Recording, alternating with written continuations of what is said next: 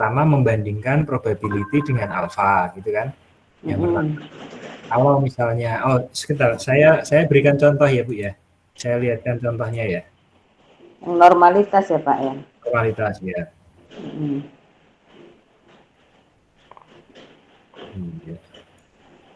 Latihan Abius. Nah, ini yang latihan lama yang kita kemarin uji. Nah, misalnya ini ya Bu Rahul ya. Tuh. Kelihatan nggak Bu layar saya Bu? Kelihatan Pak. Misalnya kan kalau mau normalitas kan view, residual diagnostik, histogram normality test Bu ya. Klik begitu kan. Kalau kemarin kan kita melihatnya bisa dua, bisa pakai Jar-Gebera atau bisa pakai probability kan Bu. Kemarin saya mencontohkannya dengan probability. Kalau nilai probability-nya lebih besar dari alpha 0,05, maka data itu terdistribusi normal, kan begitu ya Bu ya? Iya. Cuman kalau misalnya kita pakai Jar-Gebera Bu, ini nilainya kalau di bawah 2, datanya terdistribusi normal Bu. Gitu. Kalau di bawah 2. Oh gitu. Ya, jadi kalau nilai Jar-Geberanya di bawah 2, itu terdistribusi normal. Saya kemarin itu habis, kalau Jar-Gebera apa saya udah lupa gitu. Jadi habis pelatihan saya langsung buka buku. Oh iya. Jadi kalau ini di bawah 2, datanya terdistribusi normal. Kenapa 2? Ini angka benchmark. Kemarin saya juga lihat cara menghitungnya, 2 ini angka benchmark dengan software gitu. Jadi mau pakai bawah atau atas, sekarang sudah punya indikatornya semua ya Bu ya. Tapi iya Pak. Cuman ini nanti nggak menjamin Bu Rehu. Misalnya ketika pakai probability dia di atas 0,05 artinya terdistribusi normal. Tetapi kalau pakai Jar-Gebera bisa juga loh Bu, itu nanti beda hasilnya. Itu memungkinkan. Berarti begitu. Ya salah satu aja. Kalau saya mending probability ya. Angka ini tuh memang kadang bisa bertolak belakang. Terutama kalau nilai probability-nya itu kecil Bu. Misalnya kalau nilai probability-nya itu 0,07 gitu, kan tetap berdistribusi normal ya Bu ya. Iya. 0,05. Tapi belum tentu Bu, nanti Jar-Geberanya itu akan di bawah 2 gitu. Bisa Jadi kalau begitu gimana itu Pak? Saya lebih menyarankan kita melihat Jar-Gebera Bu, kalau saya gitu. Karena probability kan bisa kita mainkan Bu dengan alpha suka-suka kita gitu. Tapi kalau Jar-Gebera kan tidak. Harus di atas 2, harus di bawah 2 gitu. Terus gini Pak Api.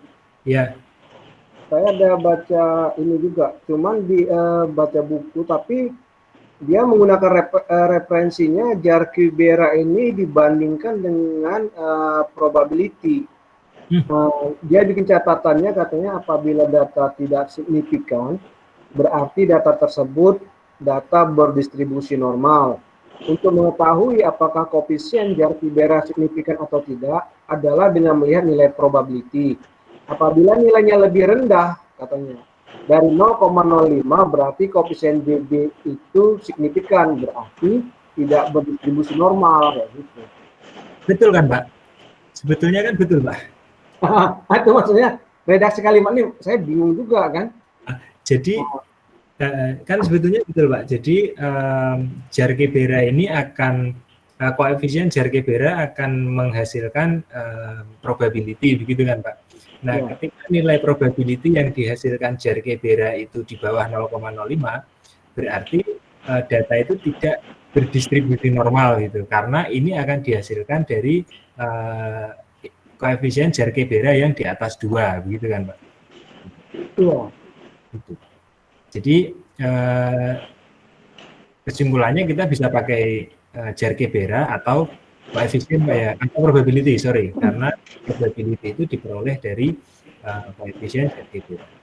Cuman begini Pak, saya jadi ingat dulu itu saya pernah punya pengalaman ketika saya mengolah begitu, ternyata di probability dia lolos Pak, dia di atas 0,05 gitu. Tapi Jar-Geberanya itu di atas 2. Nah ini Menurut saya terus ini kalau kayak gini gimana gitu. Ini dimungkinkan karena memang koefisien Jarque-Bera itu melahirkan koefisien yang melahirkan probability yang gampangnya itu tipis gitu. Kalau seperti itu kita patokannya tetap Jarque-Bera ya Pak ya. Jadi kalau misalnya Jarque-Beranya misalnya di atas 2 itu, tapi nilai probability-nya di atas 0,05, Ya. kita tetap pakainya yang Jarque-Bera gitu. Jadi misalnya berarti ini data tidak berdistribusi normal, begitulah kesimpulannya. Jadi tetap harus disembuhkan. Kalau mau disembuhkan, karena kan ini hanya. Jadi kalau begitu cara menyembuhkannya bagaimana Pak? Macam-macam Bu ya, karena ini kan hanya dalam tanda kutip itu hanya residualnya ya Bu ya, yang tidak terdistribusi normal gitu. Sebetulnya tidak begitu ada permasalahan sih gitu terkait dengan kesimpulan yang dihasilkan, maaf bukan kesimpulan tapi nilai F yang dihasilkan itu tidak begitu berdampak signifikan. Tapi tetap kita bisa sembuhkan dengan beberapa treatment, misalnya tadi Bu, dengan dilogaritmakan seperti itu umumnya, terus dengan mengurangi digit pada beberapa data gitu misalnya. Jadi ada prosedur kita bisa mengurangi digit data tetapi tanpa melakukan proses logaritma. Misalnya kayak data PDB yang misalnya satuan juta kita ganti satuan miliar begitu kan, digit datanya menjadi mengecil ya Bapak Ibu ya. Nah itu bisa kita lakukan prosedur itu dengan merubah satuan data daripada melakukan proses logaritma. Nah, kalau masalahnya memang hanya pada distribusi, kemudian membuang data outlier gitu. Karena data outlier pasti akan mempengaruhi nilai residualnya kan Pak. Terutama data outlier pada sisi Y ya Bapak Ibu ya. Data outlier pada sisi Y. Jadi itu kira-kira ya Pak Ridwan.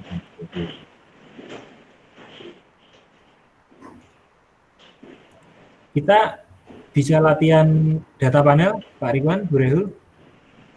Ya. Kalau uji linearitas itu gimana ya? Kalau linearitas sendiri saya secara personal tidak pernah melakukan ujinya Pak Ridwan. Oh gitu ya. Jadi saya ya hanya melakukan 4 itu gitu. Karena saya mengasumsikan di bangunan persamaan awal saya kan misalnya ketika modelnya linear gitu, ada parameter yang dihasilkan itu kan sudah segaris tidak ada apa yang dihasilkan gitu ya. Saya berarti model saya asumsinya linear karena dari awal bangunan model saya seperti itu. Jadi kalau saya logaritma ya sudah pasti tidak linear itu. Kalau saya tidak pernah menguji Pak linearitas. Dan sepertinya ada apa istilahnya katanya ya untuk uji linearitas. Gimana Pak? Halo Pak? Di Etius ada apa? Ada bantuan untuk menguji linearitas ini dengan uji Ramsey katanya, Ramsey test. Ramsey test, iya. Ya.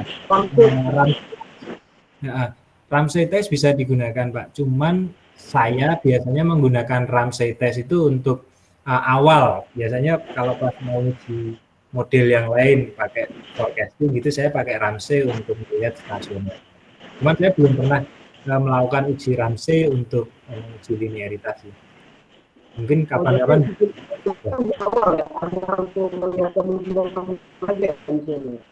Ya, iya juga. Jadi 4 pengujian ini saja sudah cukup ya Pak? Iya Bu, itu 4. Cuman umumnya kita bisa kurangi jadi 3 sih. Normalitasnya bisa kita abaikan dulu gitu misalnya. Jadi nggak begitu urgent. Cuman kalau saya tetap akan saya uji 4-4-nya. Kalau OLS ya Bu ya. Kalau OLS. Tapi kalau datanya panel, saya hanya menguji autokorelasi dan heteroskedastisitas. Saya tidak menguji multikolinearitas. Nanti datanya panel. Ini dijelaskan oleh Gujarati memang. Jadi ketika data itu apa istilahnya panel, itu memang kita tidak perlu menguji multikolinearitas karena pertimbangannya itu kalau saya tidak salah ingat pasti terjadi kolinearitas itu, kolinearitas antar variabel. Dijelaskan Gujarati kalau saya tidak salah ingat seperti itu. Oleh karena itu kalau di data panel itu hanya diuji heteroskedastisitas dan autokorelasi. Akan tetapi Pak Rikun dan Bu Reul, ini sambil saya mungkin Bapak Ibu bisa buka output ininya ya, output data panel kita yang kemarin kita latihan.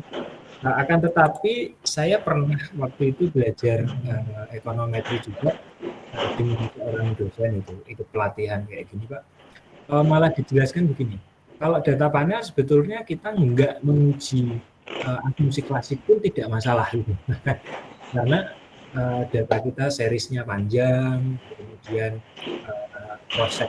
Jadi misalnya gini, ada residual antar observasi, juga ada residual antar waktu gitu. Jadi autokorelasinya ya pasti terjadi gitu.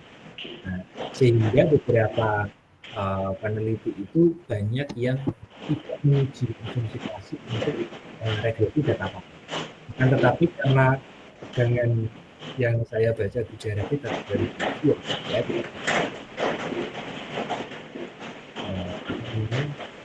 data panel untuk asumsi klasik tidak ada.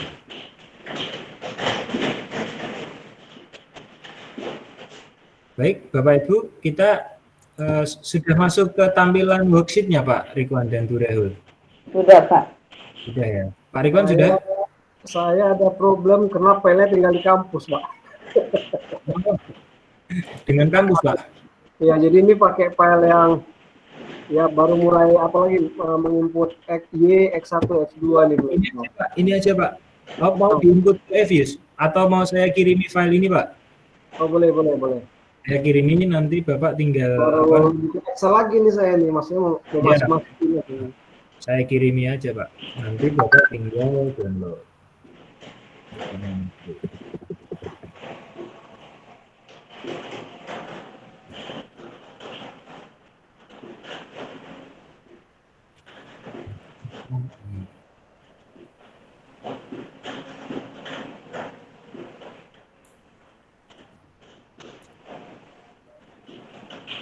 Baik Pak Ridwan, bisa di-download Pak di grup.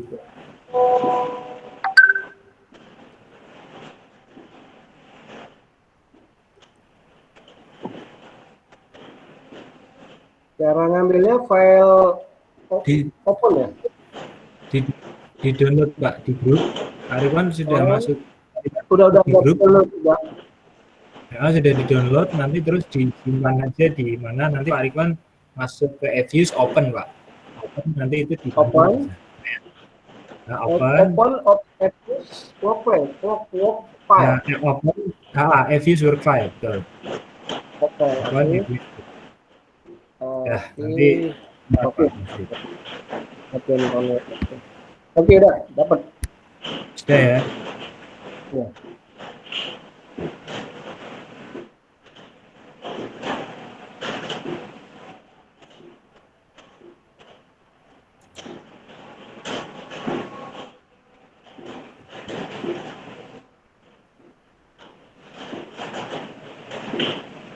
Sudah nih Pak, kita bisa mulai ya. Oke.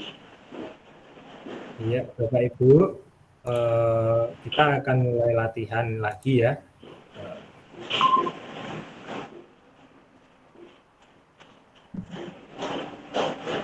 Baik, ini tampilan kita, output kita ya. Maaf, bukan output data kita, Y, X1 dan X2 begitu. Kita akan mengolah data panel gitu.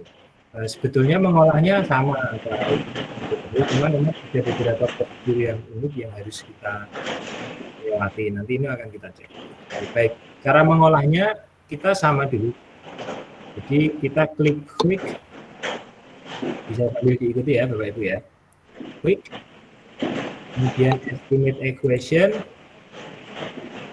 kemudian Y, spasi C, spasi X1, spasi X2. Ini Bapak Ibu. Y, spasi C, spasi X1, spasi X2. Kemudian sudah dibiarkan saja, oke. Pak Rekwan dan Bu Reul sudah keluar outputnya? Sudah, Pak. Sudah ya. Nah, ini adalah output regresi data panel dengan common effect. Kan ada common effect, fixed effect, dan random effect. Ini output untuk common effect. Itu name. Saya kasih nama common gitu. Oke. Nah, untuk regresi data panel ini akan ada 3 jenis output. Output.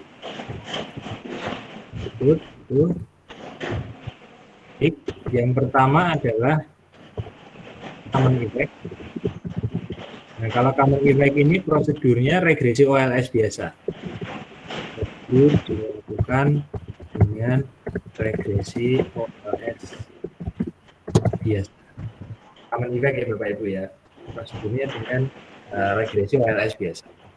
Nah, kemudian nanti kita sudah punya output common effect ya Bu Rehul dan Pak Rikwan ya, sudah dikasih nama ya common.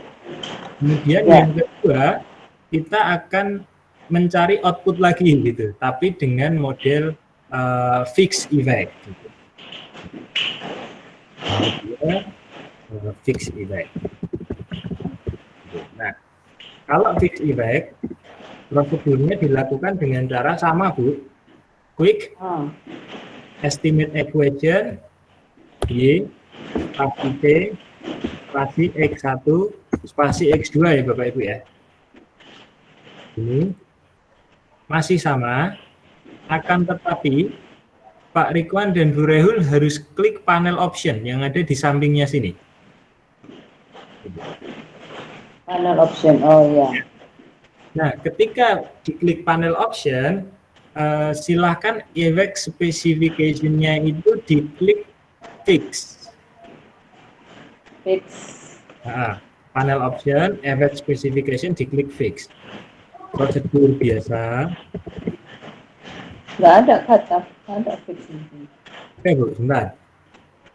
Oh ada, oke. Klik panel option, terus effect specification-nya cross section. Effect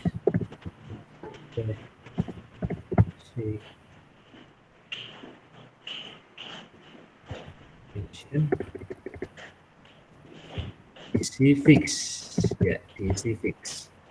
Nah, itu ya Bu ya. Hanya ini saja yang diisi, hanya yang ini saja. Periodnya enggak, periodnya tetap none. Gitu. GLS-nya juga tidak, karena kita tidak melakukan proses pembobotan. Ininya juga tidak, tetap biasa, ordinary biasa saja. Hanya ini saja. Kalau sudah, klik OK. Nah, ini adalah output untuk fixed effect ya Bapak Ibu ya. Gitu. Ini ada tulisan di sini cross section fix dengan dummy variabel. Gitu.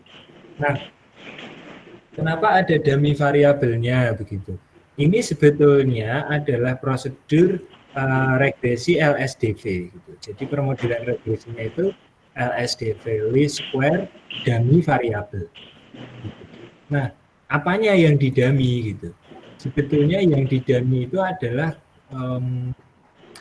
istilahnya itu saya kurang bisa menjelaskan dengan baik untuk yang ini sih. Jadi yang didummy itu adalah observasinya. Gitu. Tetapi proses dummy-nya seperti apa gitu ya mesin ini yang menjalankan. Jadi gampangnya diselesaikan dengan LSDV. Nah, regresi ini akan tetap bisa menggunakan kurva regresi yang biasa, tetapi nanti akan melahirkan konstanta yang sudah ditetapkan. Tapi kita membacanya akan tetap biasa. Kita membacanya nanti ya Bapak Ibu ya. Yeah. Keluarkan outputnya. Nah ini disimpan dulu name, ini fix. Oke.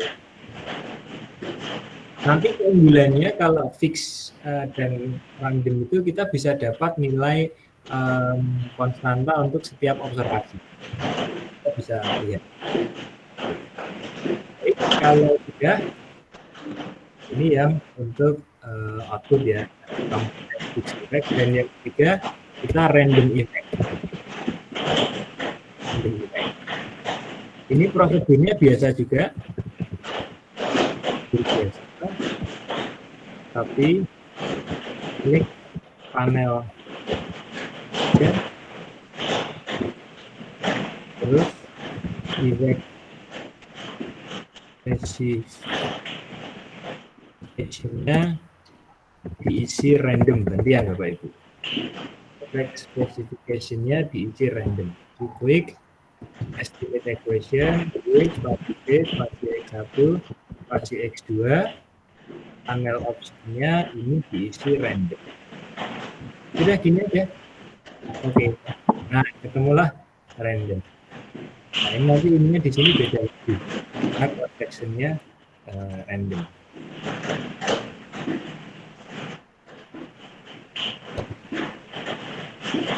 Nah, kemudian ini kita simpan. Name. Random. Oke. Nah, agak lama saya tidak pakai catatan dari sini lihat. Ya. Ya. Nah, kita sudah punya outputnya common, fix, sama random gitu. Pak Ridwan dan Bu Rehul mungkin bisa lihat nih, gitu. Sama-sama signifikan, mau X1, X2 sama-sama signifikan, probabilitasnya di bawah 0,25 ya, Bapak Ibu ya. Karena kita misalnya hipotesanya, nanti kita akan coba hipotesa, kemudian X1, X2-nya juga positif. Ini untuk yang common gitu. Kemudian untuk yang fix gimana? Yang fix sama, signifikan juga, X1, X2-nya juga masih positif juga. R-square-nya 0,91. Kalau common, R-square-nya 0,90. Kalau yang random signifikan juga, R-square, kemudian tandanya juga positif, tapi R-square-nya kecil ya. R-square-nya kalau yang dibobot 0,68, kalau yang tidak dibobot 0,90. Kalau kita pakainya yang unweighted, nah kan kita tidak melakukan proses. Nah, ini 3 output ini. Nah, 3 output ini kita mau pakai yang mana gitu kan Bapak Ibu? Karena kan sebentar Pak, tadi saya kok nggak sama angka yang di random ya? Apa saya yang kurang tadi apa ya? Oh ya, coba Pak Ridwan gantian share screen coba. Pak Ridwan gantian share screen. Enggak, tadi seharusnya kalau kita pakai random tadi sampai panel option pilih random terus. Ini panel option terus yang atas klik random terus ya. Habis itu di oke aja Pak. Di oke. Periodenya none. None semua none. Yang koefisien covariance-nya pun tidak diganggu ya? Enggak Pak, tidak. Itu ordinary ya? Ketemu Pak.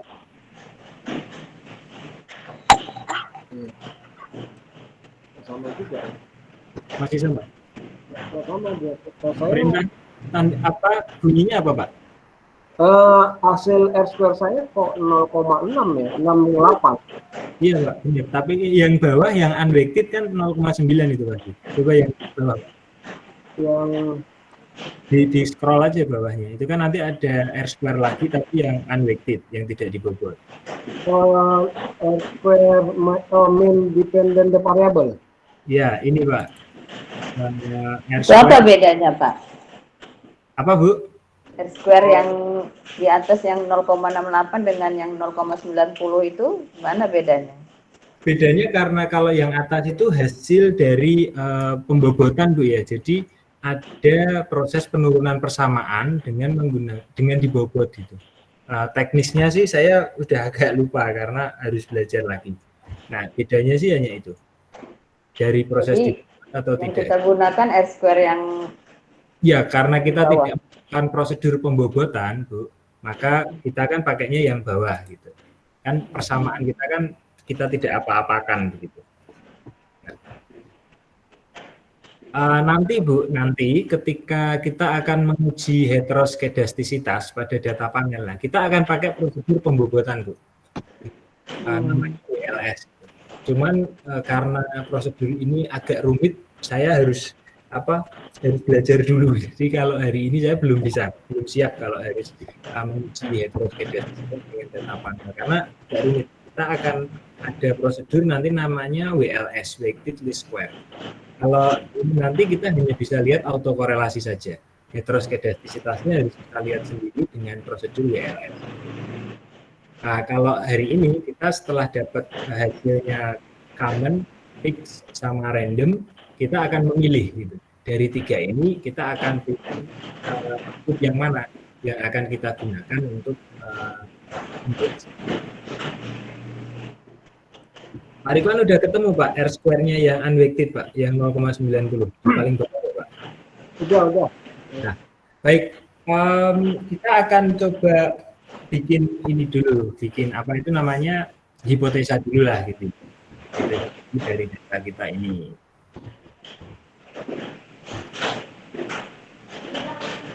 Print itu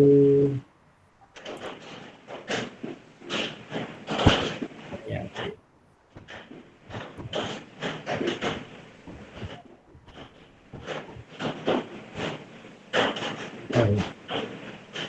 Nilai harga saham, nilai aktual kapital. Kita aturannya bikin apa namanya? Tadi.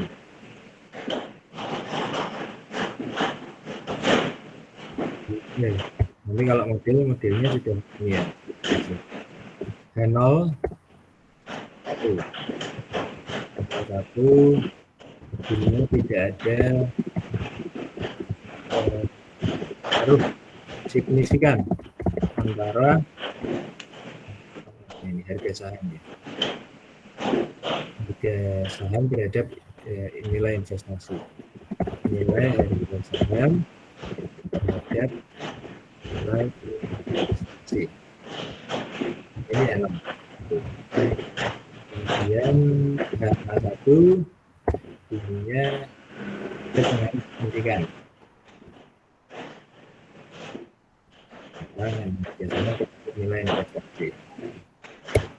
Kemudian H02 ininya tidak ada signifikan antara aktual kapital.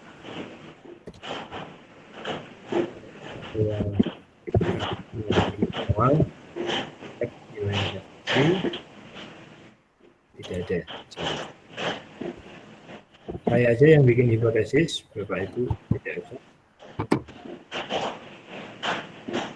Ya, A2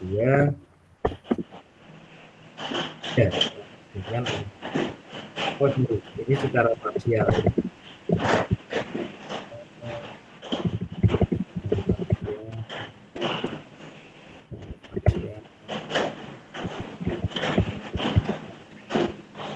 Ini kalau tiga ini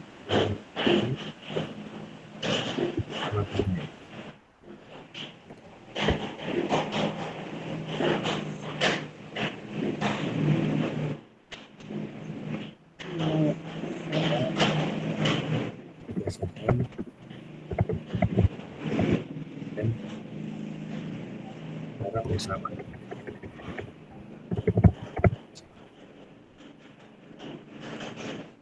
Kalau A3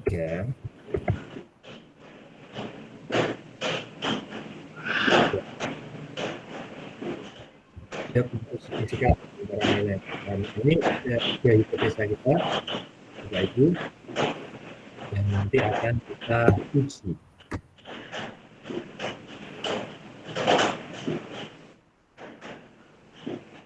Nah, kalau persamaannya begini ya menulisnya ya. Jadi, investasi. Ya, kita 0, kita 1, tik 1, tapi ada T-nya, ada P dan T gitu. Nah, ini berapa observasi dan berapa periode waktu gitu. Jadi ada penandanya. Terus kita 2, X2, P dan P. Error. PT tadi apa Pak? Menandakan periodnya Bu ya. Menandakan observasi dan periodnya Bu ya.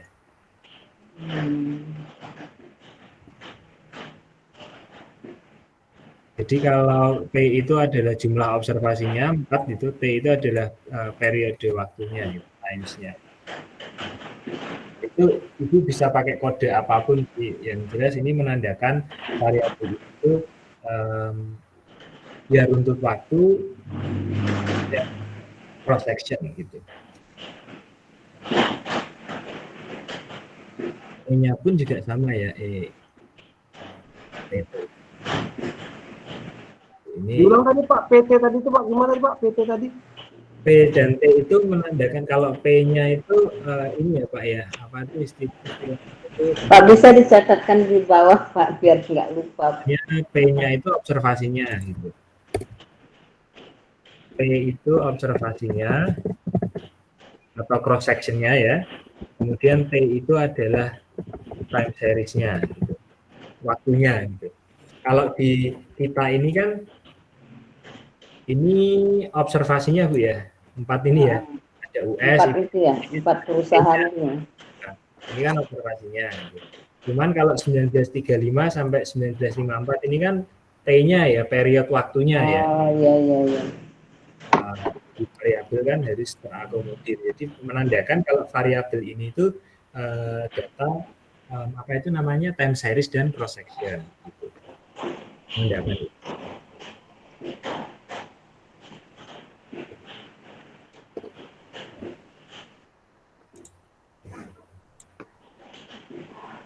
Itu ya Bapak Ibu ya. Nah, setelah kita punya hipotesa, tetapi kita tadi ya, kita harus memilih dulu. Kita harus memilih dulu pakai fix, common, atau nah, untuk memilihnya Bapak Ibu, Pak Rikuan dan Bu Rehu, kita harus menggunakan uji ya. Ujinya ada 2 ya. Yang pertama adalah dengan menggunakan uji chi-square, dan yang kedua adalah dengan menggunakan uji Hausman. Uji chi-square nanti dipakai untuk memilih antara yang common effect atau mixed effect. Kemudian untuk memilih antara fixed effect atau random effect gitu. Jadi kita pilih dengan dua uji. Nah, caranya bagaimana gitu? Ini saya sambil ini karena udah agak lama, agak pegang. Jadi kita klik yang common ya. Kita klik yang common. Kita sudah klik common ya ini ya Bapak Ibu ya.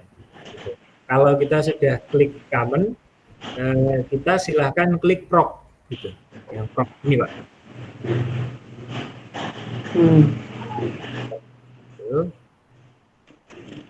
Dan kita silahkan klik specify estimate.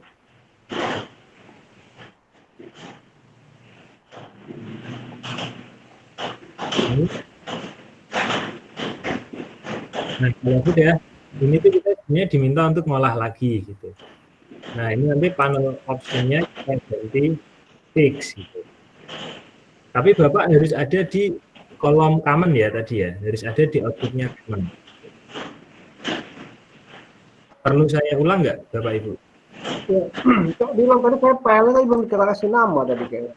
Oh, pengen kasih, ya kasih nama dulu Pak, common, fix, random gitu. Penting ini.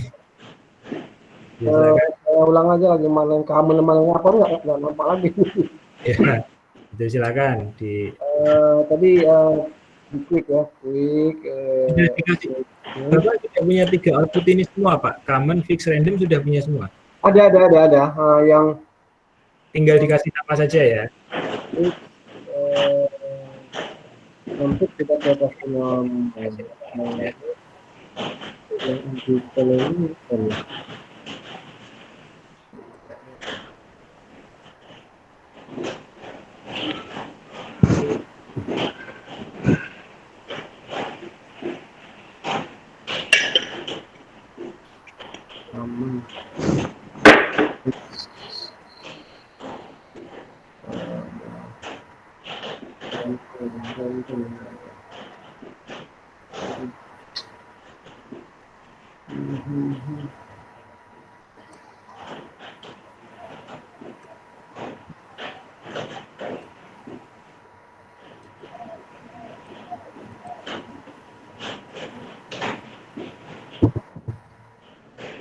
Udah paling kan, berani. Udah Pak. Ya, nggak apa-apa, santai. Pokoknya hari ini kita hanya target ini saja Pak, gitu ya. Yang penting bisa ngelakkan. Pelan-pelan aja.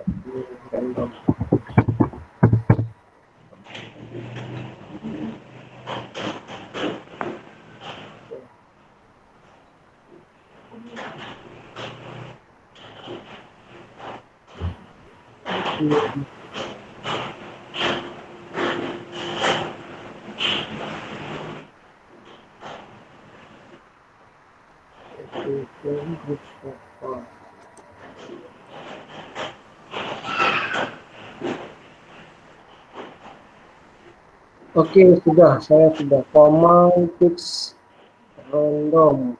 Nah, ya, sekarang gini Pak ya. Saya tuliskan dulu, Pak ya. Ya, sekarang saya tuliskan di sini, gitu. Saya nulisnya di paling depan sini ya Pak, gitu. Untuk memilih apa namanya output yang mana, kita harus melakukan pengujian. Iya Pak, ini saya kasih ini numbering.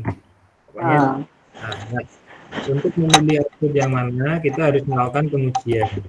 Gitu. Nah, ujinya adalah uji QR. Ini untuk memilih antara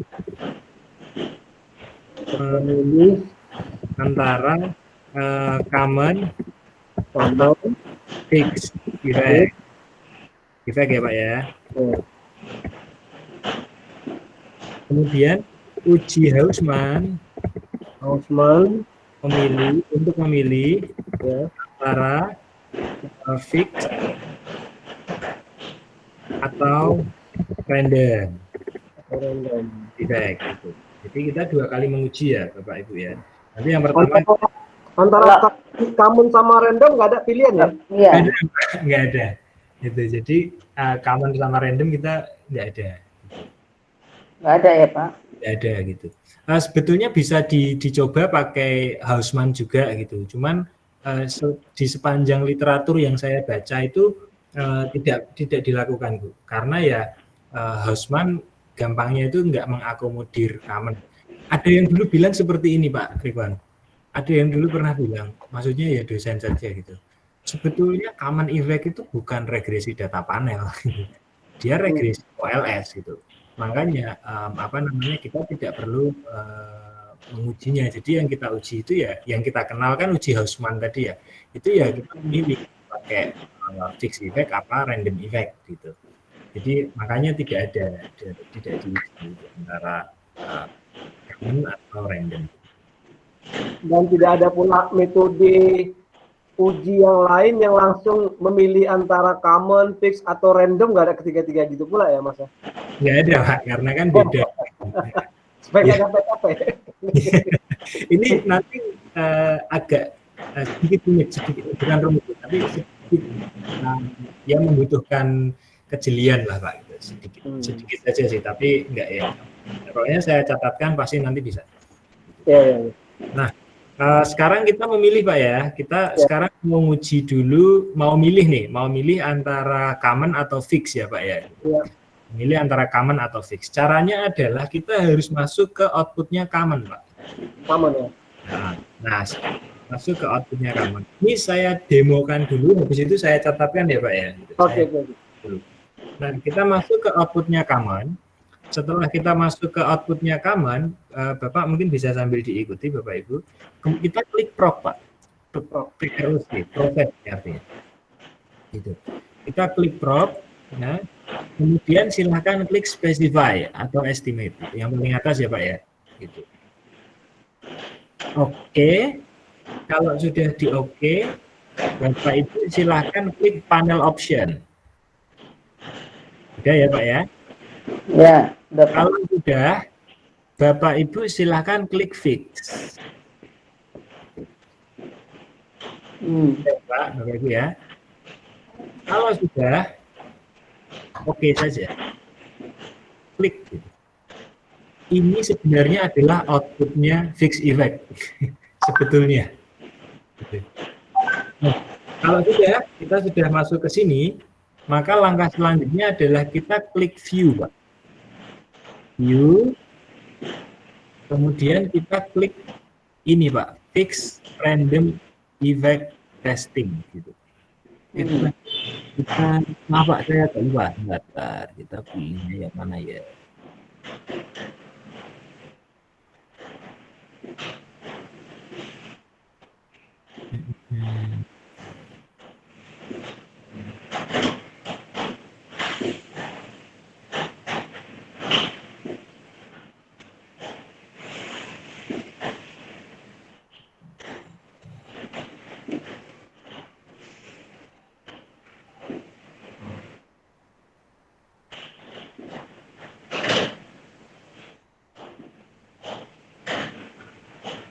Halo, yang ini yang mana yang diklik, Pak? Ya, Bu, saya agak lupa, Bu.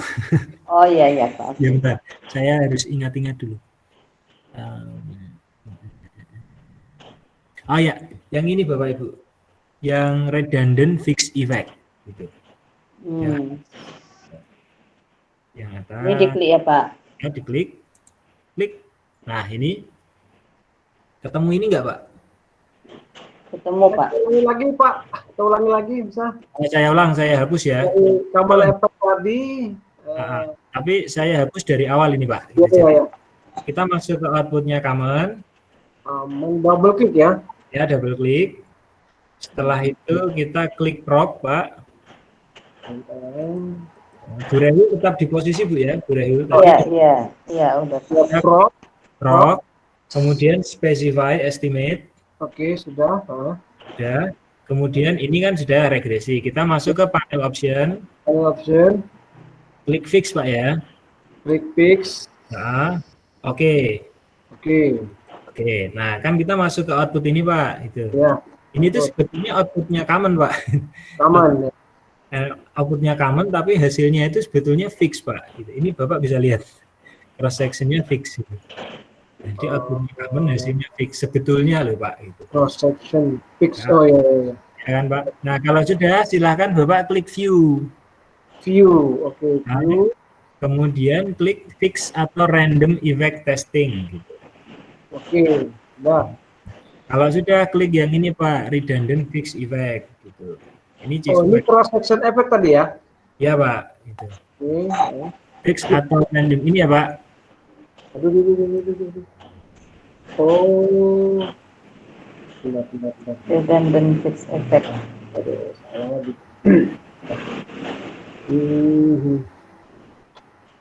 Apa dulu?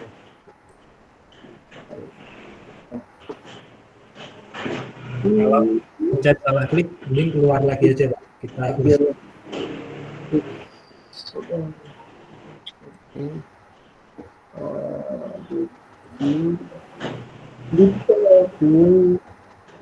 ini kan ada view yang fix random testing effect testing ya. Ya Pak, itu fix Tadi yang fix random effect langsung.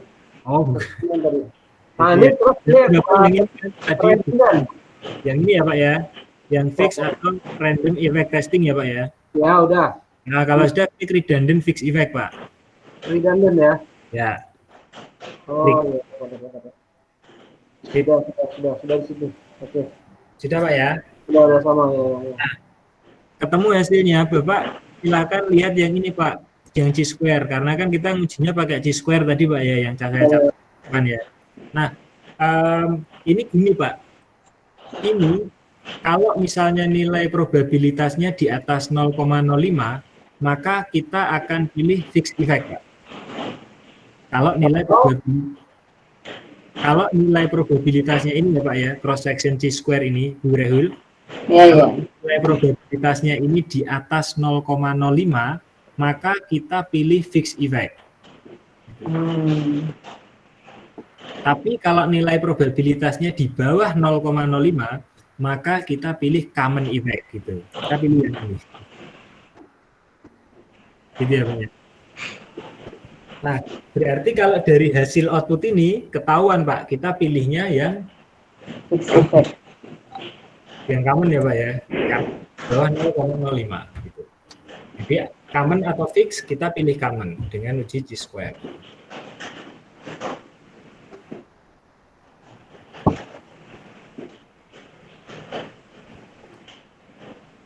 Kalau tadi lebih besar dari Kalau lebih besar dari 0,05, kita pilihnya fixed effect, Bu. Kita pilih yang fixed effect. Gitu. oh, tapi Ini kalau kan lebih kecil kita pilih common. common, iya. Ini kan sebetulnya gini, Bu. Ada hipotesanya sebetulnya gitu. Jadi H0-nya itu adalah tidak memilih common gitu. H0-nya itu tidak memilih common gitu. Kemudian HA-nya memilih common, ya begitu tuh, Bu. Nah, ini kan ceritanya probability-nya itu di bawah 0,05. Artinya kan H0 ditolak kan, Bu. Iya, iya. H0 ditolak kan berarti kita menerima HA. HA-nya tadi itu bunyinya memilih common. Gitu ceritanya. Tapi kalau misalnya pakai hipotesa kita jadi bingung, ya sudah, kita pokoknya kalau misalnya chi-square-nya di atas 0,05 kita pilih fix. Tapi kalau di bawah 0,05 kita pilih.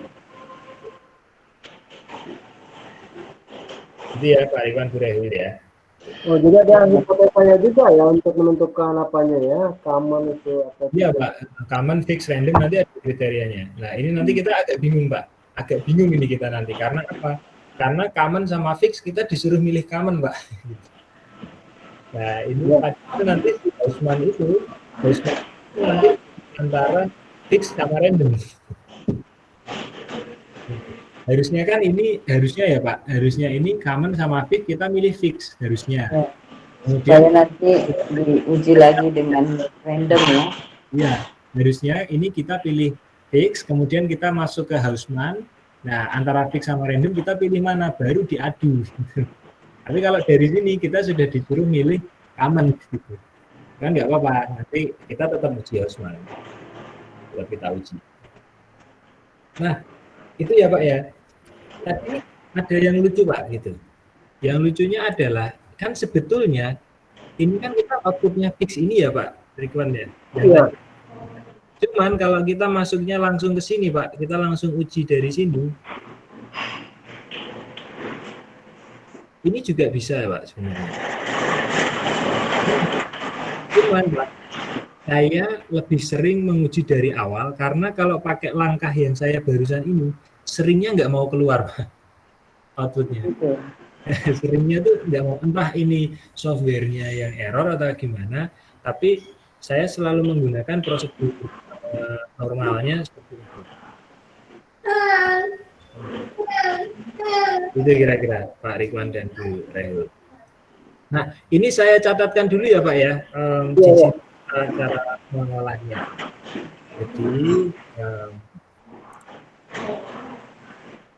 uji chi-square,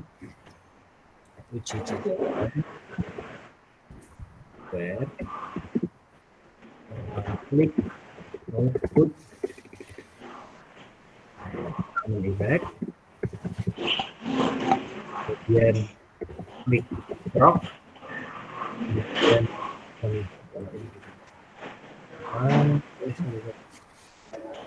mungkin Pak Rikwan dan Bu Rehul bisa minum dulu, santai-santai dulu. Iya ya. Kemudian klik specify estimates.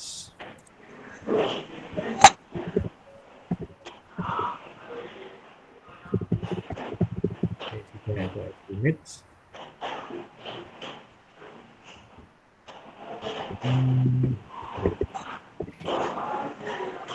Kemudian klik panel option, processing specifics.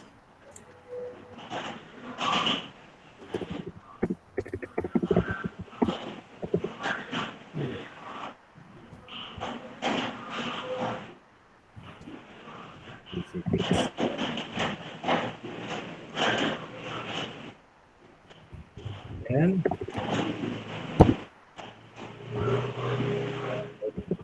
yang baru klik view,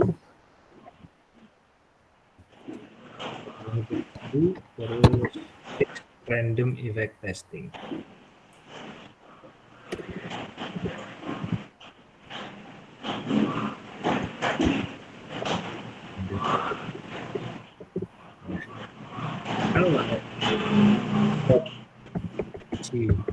square di atas 0,05, maka kita pilih fixed effect.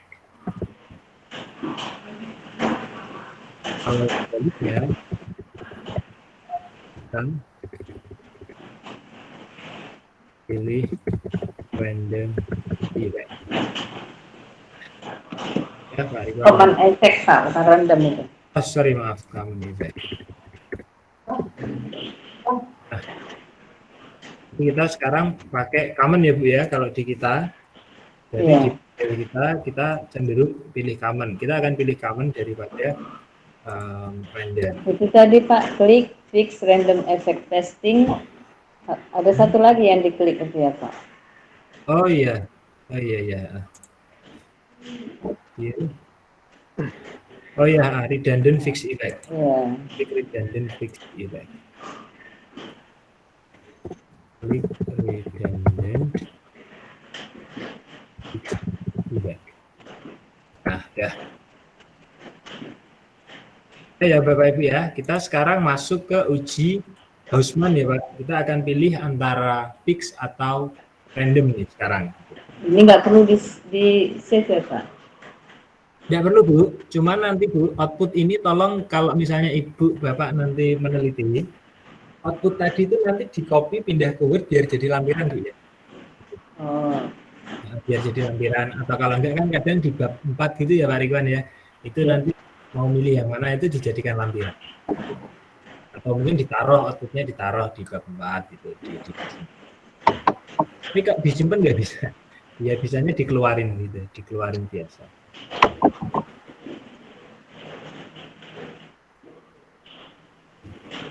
Nah, kalau sekarang kita menguji Hausmann Pak gitu. Nah, kalau uji Hausmann kita masuk ke outputnya fix ya Pak ya. Kita masuk ke outputnya fix effect. Kalau sudah masih sama caranya persis, proc, specify estimate, panel option, kita ganti random. Gitu. Kalau sudah oke, klik, sudah ketemu punyanya random Pak. Gitu. Ini punyanya random yang ada di outputnya fix gitu. Nah kalau sudah sama Pak, klik view, fix random effect testing. Nah kita pilihnya yang paling bawah ya Pak, correlate random effect Hausmann test. Klik. Nah, correlation random effect. Hausmann gitu Bu. Hausmann. Nah di sini Bu, Pak, kita masih baca ini probability yang paling bawah, yang paling atas ini cross section random. Nah, kalau misalnya nilai probability-nya di atas 0,05, maka kita pakai random Pak. Kita pilih random. Kalau nilai probabilitasnya di atas 0,05.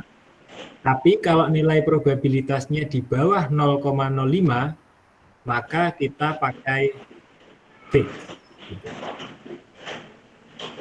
Nanti akan saya ulang. Nah, ini yang kita nanti jadi bingung nih. Ini Bu Rehul, Pak Ridwan probabilitasnya di atas 0,05. Artinya kita diminta untuk memilih random gitu. Kalau tadi ini hasil dari uji Hausmann itu kita diminta memilih fix, enak Pak gitu. Karena kan waktu kita common sama fix kita disuruh milih common. Nah, terus kemudian fix sama random kalau disuruh milih fix enak Pak, udah kita selesai pilih common gitu. Cuman masalahnya ini kita antara common sama fix disuruh milih common, antara fix sama random kita diminta untuk milih random. Berarti dalam hal ini Pak Ridwan dan Bu Rehul punya dua pilihan. Diminta untuk memilih menginterpretasikan common atau random effect gitu. Nah, kalau sudah kayak gini Pak, Bu, ilmu saya belum nyampe gitu. Nah, itu kita mau pakai yang mana gitu. Nah, ini saya belum nyampe karena setahu saya sudah stop sampai di sini prosedurnya gitu. Kalau saya menyarankan sih dua hal saja Pak gitu. Saya menyarankan dua hal. Kalau yang pertama, saya akan sarankan kalau misalnya menemukan yang seperti ini, kita pilih random. Gitu. Karena kan kita GLS ya, generalized least square gitu. Jadi biar regresi kita ini diproses dengan permodelan GLS. Jadi kalau saya misalnya menemukan kondisi ini, saya akan memilih random. Atau kalau yang kedua, berarti kita pakai cara konvensional, Pak, gitu. Yang common effect kita uji asumsi klasiknya, kemudian kita lihat R-square-nya, gitu. Kemudian yang random effect juga sama, kita uji asumsi klasik, kita lihat R-square. Kalau misalnya mungkin salah satu tidak lolos asumsi klasik, maka kita pilih yang lain. Misalnya ketika diuji, kita mau melihat dengan common effect, misalnya terkena autokorelasi positif itu, oh ya berarti kita pilih random pakai cara konvensional. Itu Pak, ini saya catatkan dulu. Ya, iya Pak. Kemudian uji Hausman.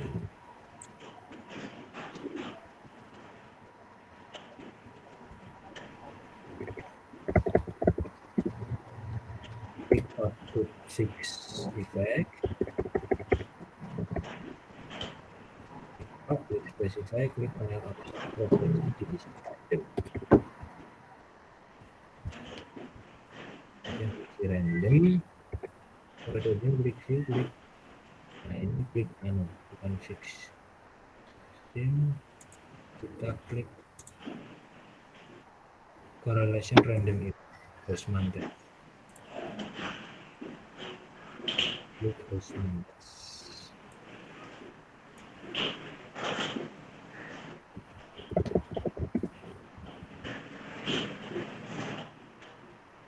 Kalau di atas 0,05 kita pilih random. Kalau sebaliknya kita pilih fix.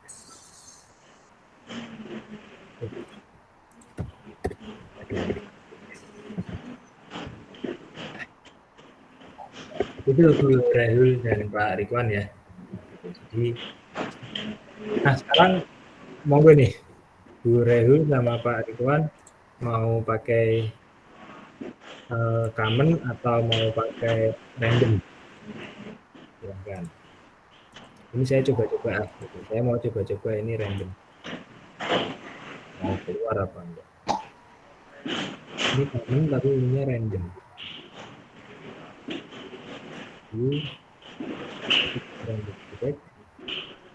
Nah ini yang bingung nih, mau pakai ini apa ini? Coba pakai ini. Random. Kalau kita nguji common sama random tuh Pak, tetap pakai Hausman nekat gitu, ada hasilnya sih. Kita pilih random. Kalau pakai Hausman. Tapi saya belum pernah ini Pak, apa namanya, menemukan literatur yang merekomendasikan cara ini sih. Ini coba-coba saja. Jadi kalau kita adu, misalnya antara common sama random itu pakai Hausman, keluar hasilnya dan kita diminta untuk memilih random. Kalau keluar.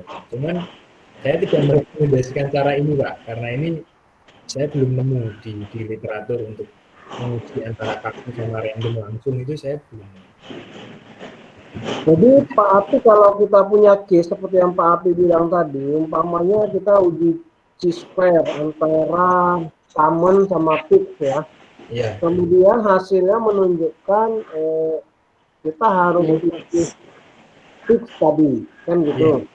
Yeah. Kemudian di uji Hausman kita pilih menguji antara fix sama random.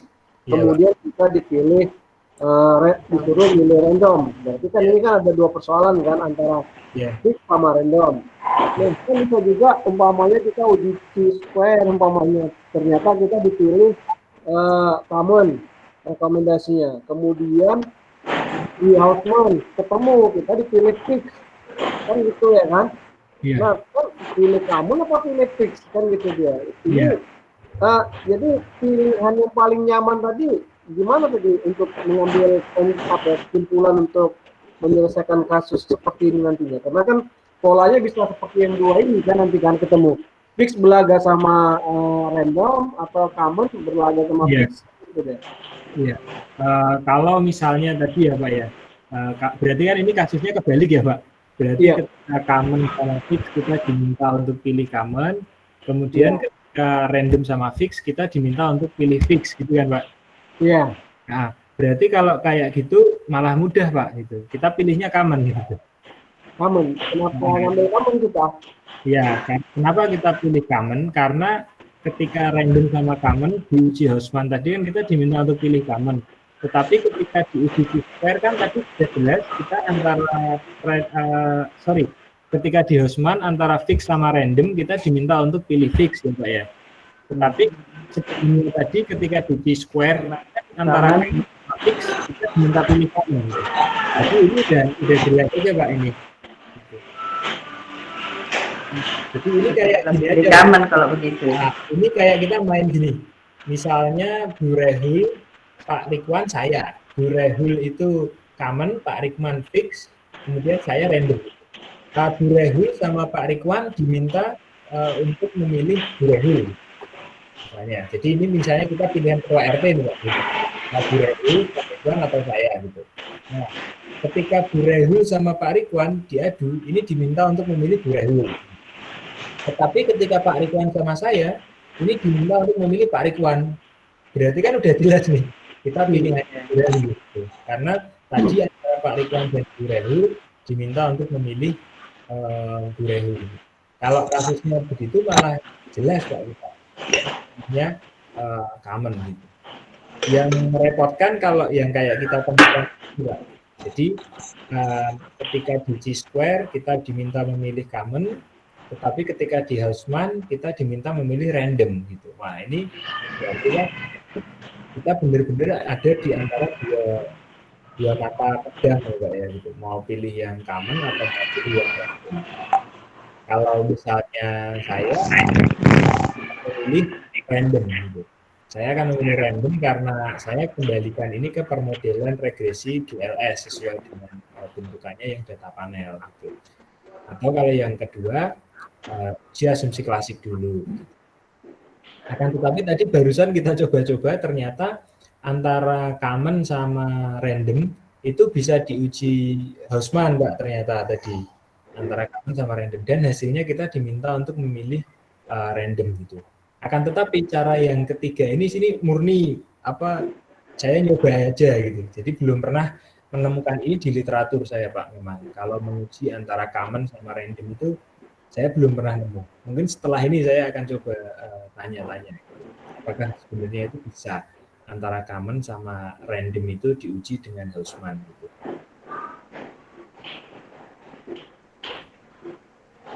Itu kira-kira Pak Rikwan dan Bu Rehul. Berarti kalau ini kita pilih random saja ya. Gitu. Iya.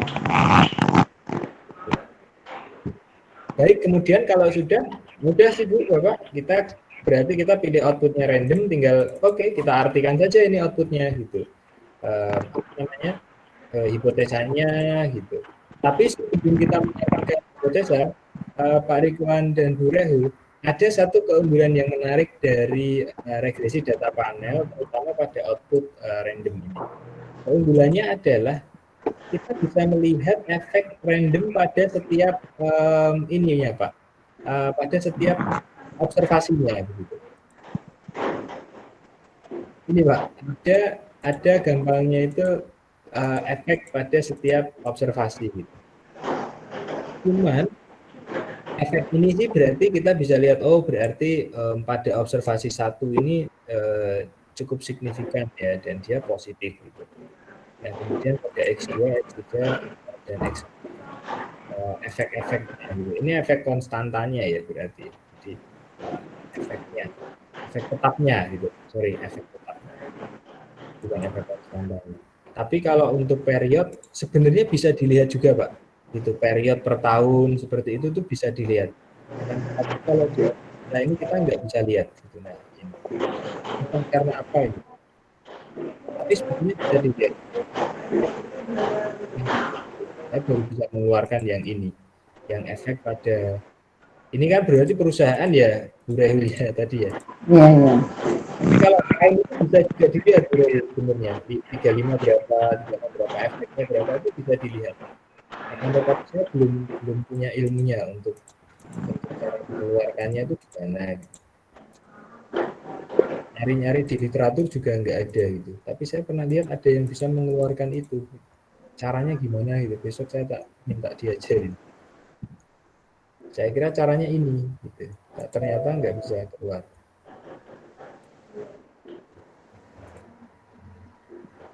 Nah, itu ya Bapak Ibu ya.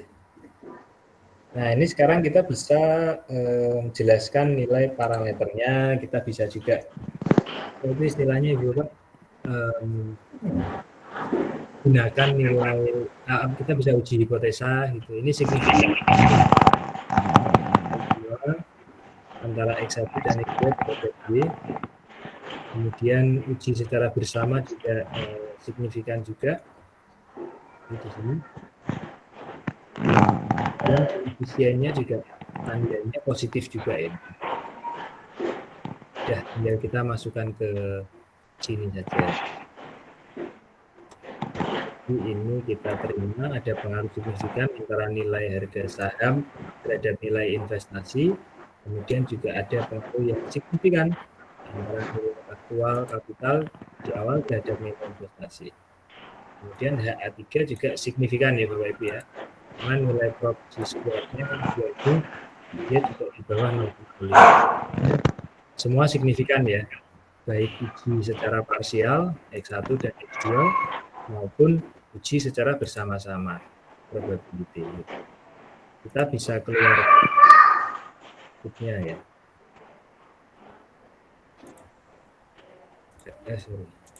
Representation. Nah,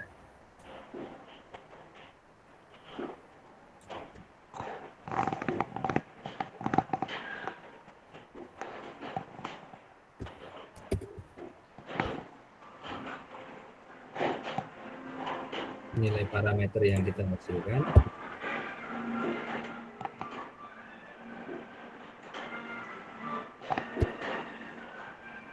Pak Buraihu dan Pak Rikwan sudah bisa cara mengeluarkan ini ya, cara mengeluarkan nilai parameternya ya Bapak Ibu ya. Belum Pak, apa yang diklik Pak? View ya? Iya, di view. Ini kan tadi outputnya begini ya. Tinggal klik view representation. Klik ya udah ini koefisiennya. Ini nanti tinggal copy saja gitu. Kalau mau mengembalikan tinggal view estimation.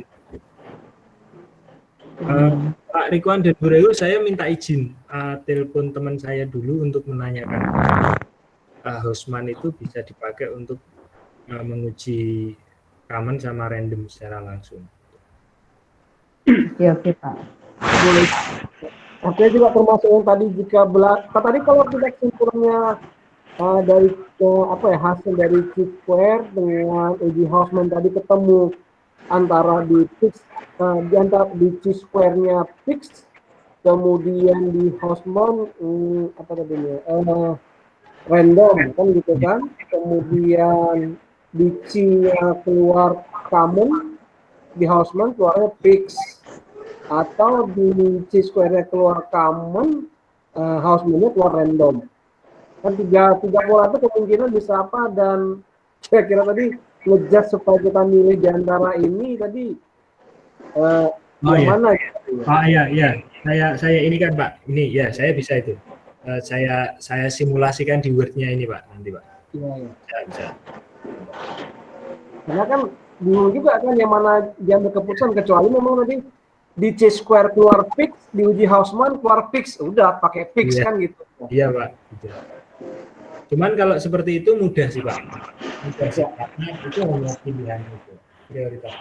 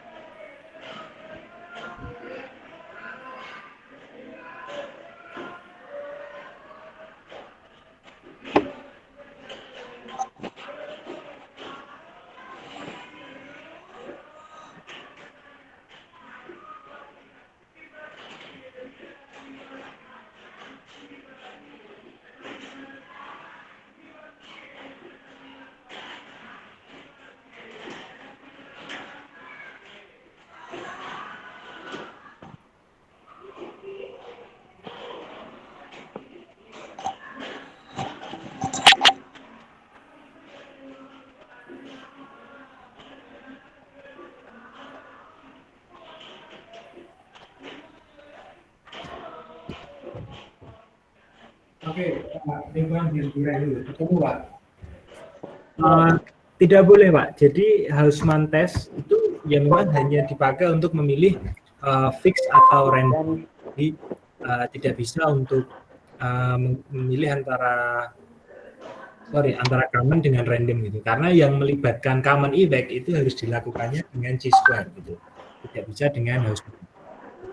Nah, berarti opsinya 2 saja tadi ya gitu. Nah, sekarang kalau kita ke pertanyaannya Pak Ridwan ini. Nah, saya bisa bikinkan simulasi seperti ini. Misalnya pada chi-square Ya. kita diminta pilih random, bukan Pak. Kalau chi-square kan common sama fix. Common sama fix kan ya. Common. Nah, kita diminta memilih common gitu ya Pak ya. Common ya. Uji Houseman ketemu sama fix. Ada uji Houseman diminta memilih fix.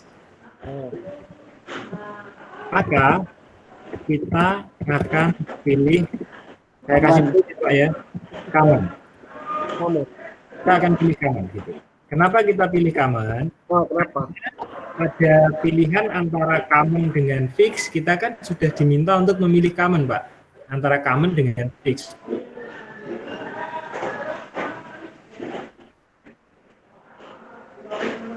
Ya, Pak.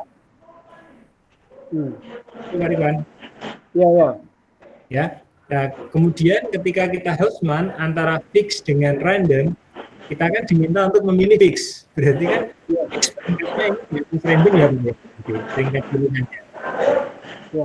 Ya, Pak. Berarti kan sekarang urutannya ya common, fix sama random. Berarti kita jelas Pak, pilih common. Ya.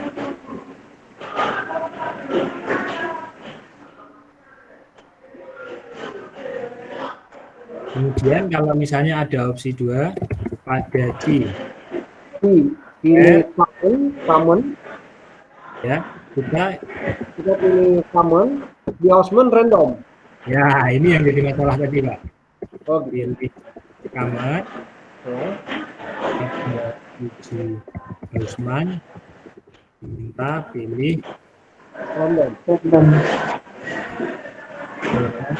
Kita akan pilih, nah ini yang ini Pak. Kalau saya, kita akan pilih random Pak. Kalau saya, karena kan kita kembali ke fungsi GLS. Cuman kita bisa lihat uji asumsi klasiknya dulu Pak. Misalnya apabila Bapak dengan kamu misalnya kena autokorelasi, ya sudah berarti Pak enak pilih random yang sudah disebutkan. Opsi yang ketiga ketika di chi-square pilih fix. Nah, pada chi-square pilih fix. Kemudian di uji Houseman pilih random. Pada uji Houseman pilih random.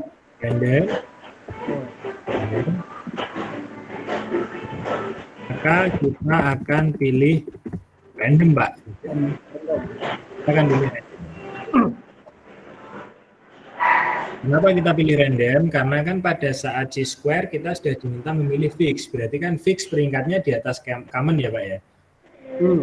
Tetapi ketika di uji Houseman antara fix sama random kita diminta untuk memilih random. Makanya kita pilih random. Oh, jadi ada juga apa ya, pemahaman ketinggian urutan dari common, fix, random gitu ya? Iya. Untuk menjelaskan yang kita uji harus chi-square dulu Pak. Kita kan harus uji chi-square dulu untuk memilih antara common atau fix gitu. Kita akan pilih chi-square. Nah, pada saat kita chi-square, misalnya kita ketemu, kita akan common gitu ya Pak ya. Setelah itu terus langkah selanjutnya, nah ini sebenarnya ada beberapa pendapat sih Pak. Ada beberapa pendapat. Ketika misalnya di uji chi-square itu memilih common, maka tidak perlu dilakukan uji Houseman. Itu ada yang pendapat kayak gitu juga Pak. Kita kan sudah pasti akan itu ya kayak kasus kita yang kedua ini. Tetapi ada juga yang kalau sesuai yang saya tahu sih tetap setelah uji G-square kita ke Hausmann gitu untuk memilih antara fix sama random gitu. Kita pilih. Jadi tetap kalau saya kita tetap setelah uji G-square kita uji Hausmann. Karena ini prosedur yang diajarkan sih begitu Pak. Jadi setelah kita uji G-square kita uji Hausmann.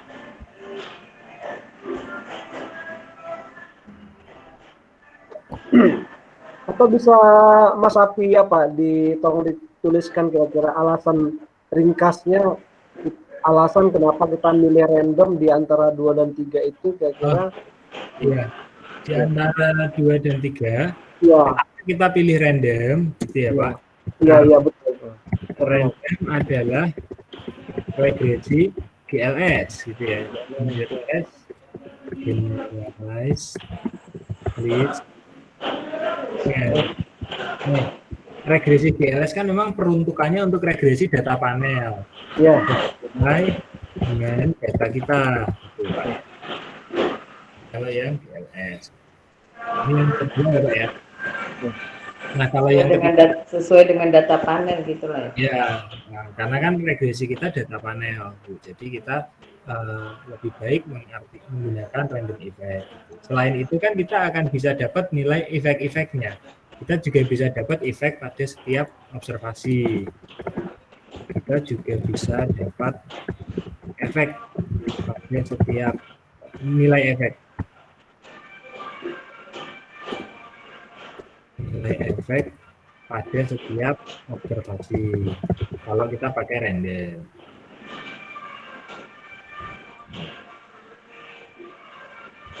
Ya. Dan kalau ini kenapa kita pakai random sudah jelas ya. Ini kan singkat saja sih. Common sama fix, pilih fix sama random, pilih random. Oke, kita pilih random. Ini peringkat saja sih. 1 sama 3 ini sudah.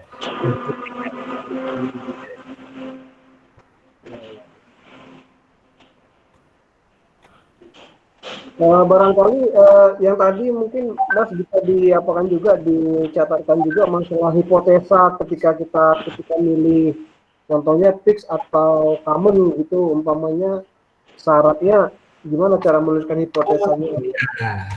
Tadi belum ada ya Pak? Belum. Ini ada Pak, itu nih Pak. Ada Pak. Nah ini saya kasih buat.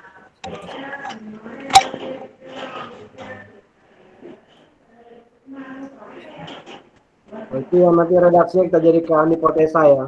Ya Pak, itu.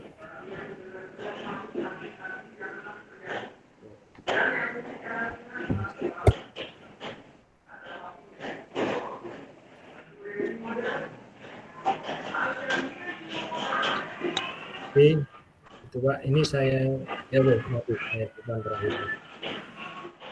Saya sambil baca.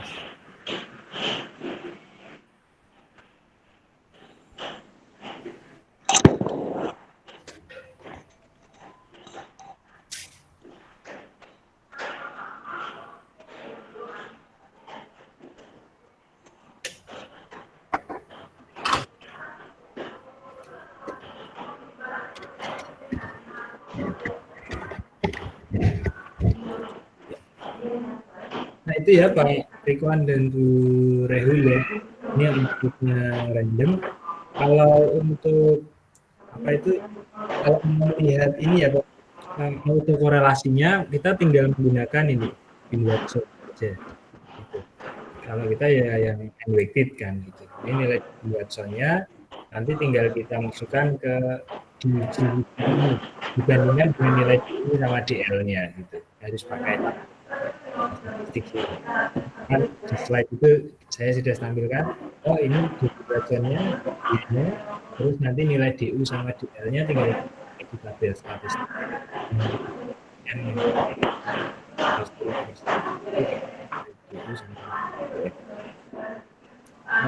Saya contohkan ya Pak ya, untuk nilai distribusinya ya, saya menunjukkan ini tabel statistik.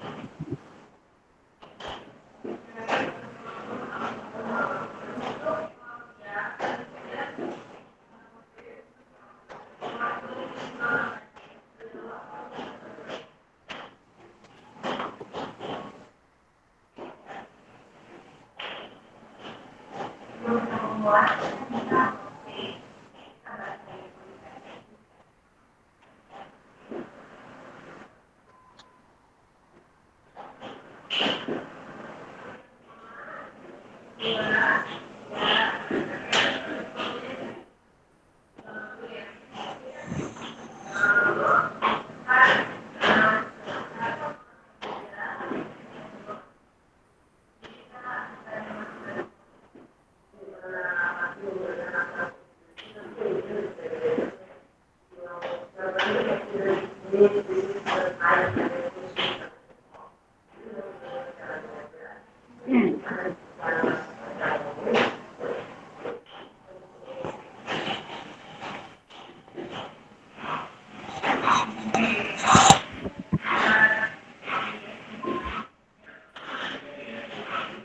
Pak, bisa dengar saya Pak? Bapak Ibu? Ya. Saya, maaf tadi sinyal hilang. Pak Ridwan dan Bu Remi punya ini Bu, buku tabel statistik. Enggak. Ada. Ya. Ada ya buku Kalau Pak statistik. Ridwan mungkin ada. Bisa Belakang didownload. ini Pak Ridwan. Jadi kita nanti ini ya Pak Ridwan. Sekarang kita catat dulu. Kita catat nilai Durbin Watson kita. Misalnya kita uji auto korelasi gitu. Nah, nilai D kita di sini Pak. Nilai D D kita itu apa Pak? Durbin Watson.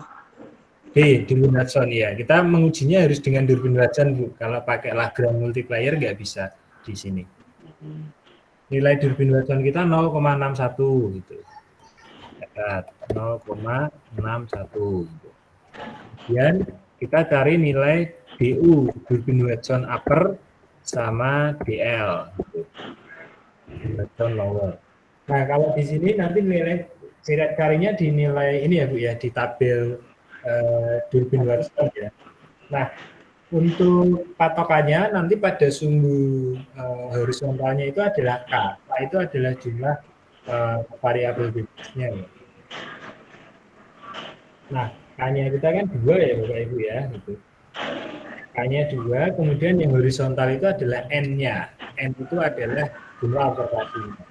Tapi saya lihat di sini jumlah observasi kita adalah 80.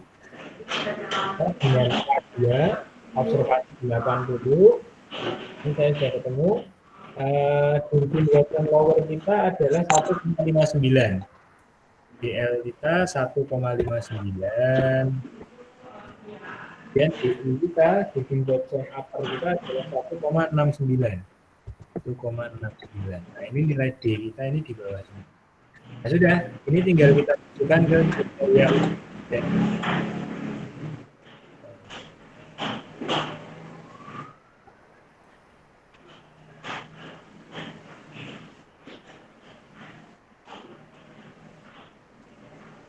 Nah, ini.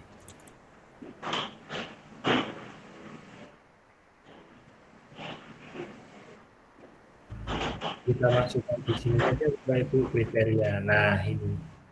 Misalnya kalau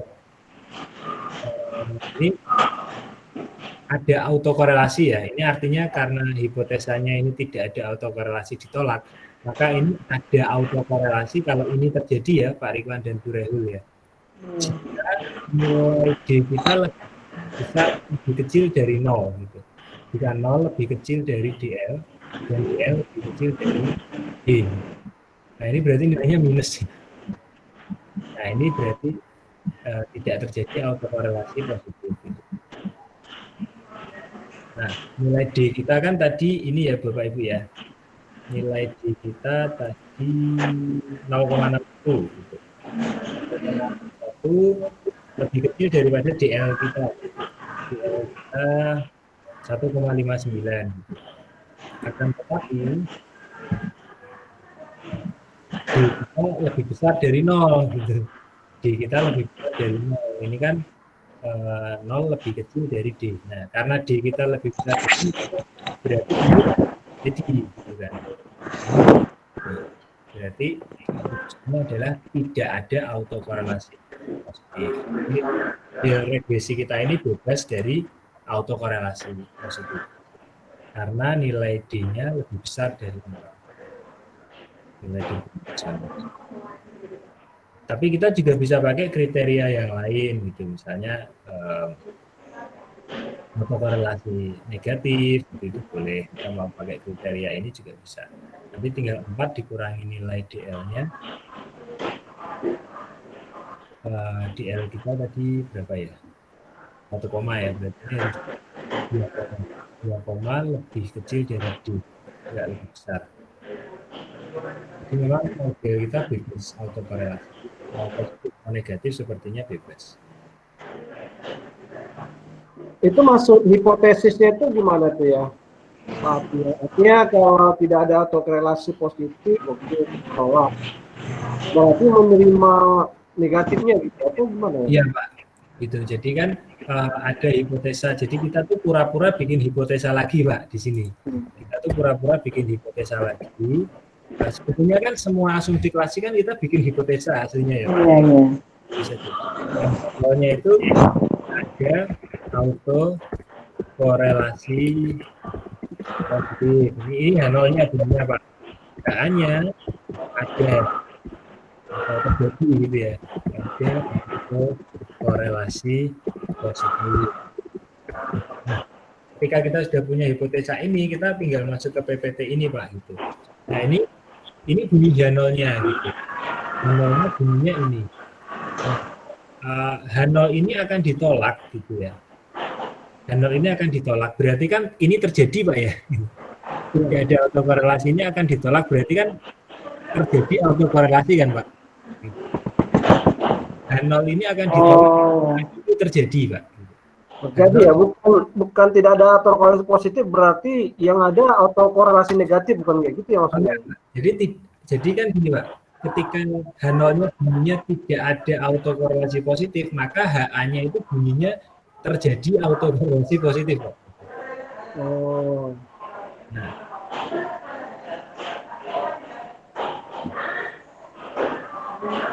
Nah ini kan statement ini akan ditolak.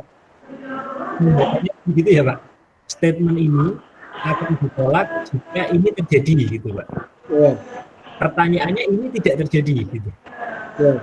Kenapa tidak terjadi? Karena nilai D kita 0, ini lebih besar daripada 0. Ini kan perintahnya harus 0 jika nilai 0 itu lebih kecil dari D gitu kan. Nah, permasalahannya ini enggak.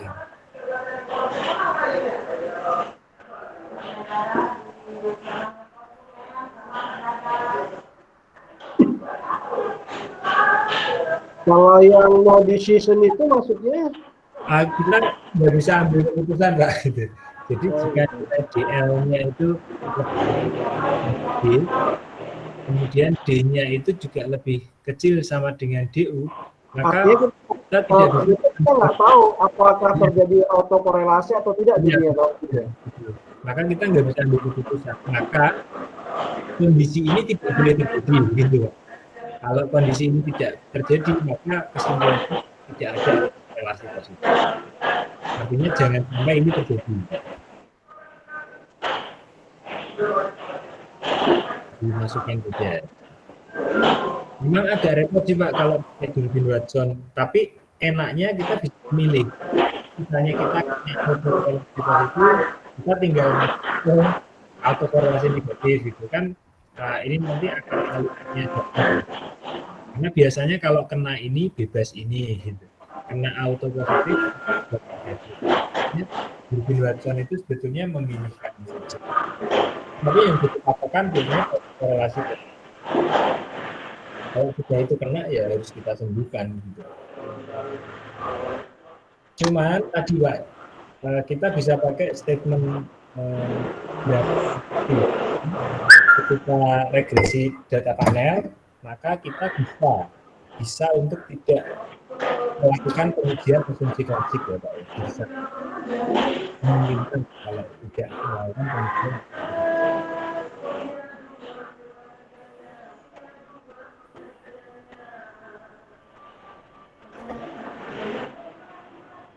Baik, itu Bapak Ibu tentang semua.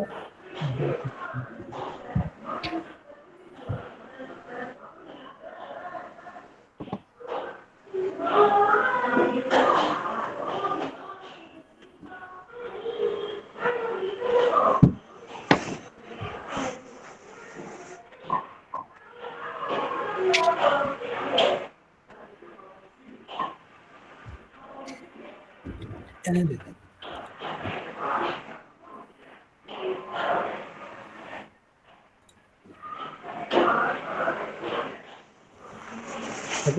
itu saya rasa Pak Ridwan dan Bu Rehu sekilas tentang regresi data panel. Silahkan kalau nanti ingin dicoba-coba lagi, belajar lagi gitu. Kita masih belum menguji heteroskediasitas karena memang itu ada prosedur yang memang cukup makan waktu. Bisa masa kapan-kapan bisa belajar bareng. Cuman kalau misalnya Pak Ridwan atau Bu Rehu mau menguji heteroskediasitas pada langkahnya mungkin Bapak Ibu bisa cari namanya itu WLS. WLS ya. Weighted least square itu langkah untuk menguji heteroskediastisitas pada data panel. Nanti WLS ini sekaligus juga menjadi treatment penyembuhan apabila terjadi heteroskediastisitas. Pada model OLS, Pak, biasanya kalau di model OLS kena hetero itu disembuhkannya dengan WLS. Padahal kalau di panel WLS itu untuk melihat kena hetero atau tidak.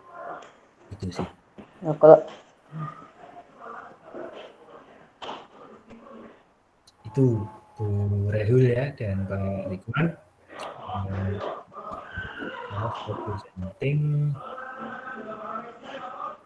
Baik, itu saya rasa sekilas tentang data panel. Kita paling tidak sudah berhasil mengolah, kemudian setelah mengolah kita sudah bisa untuk setidaknya memilih dari 3 hasil olahan, fixed atau random, itu kita akan gunakan yang mana gitu. Mau gunakan yang common, atau gunakan yang fixed atau yang random. Nah, kalau dulu misalnya biasanya dasarnya kira-kira aja mau pakai ini, nah sekarang kita nggak dikira-kira Pak ya, jadi ujinya uji square dan uji Boltzmann.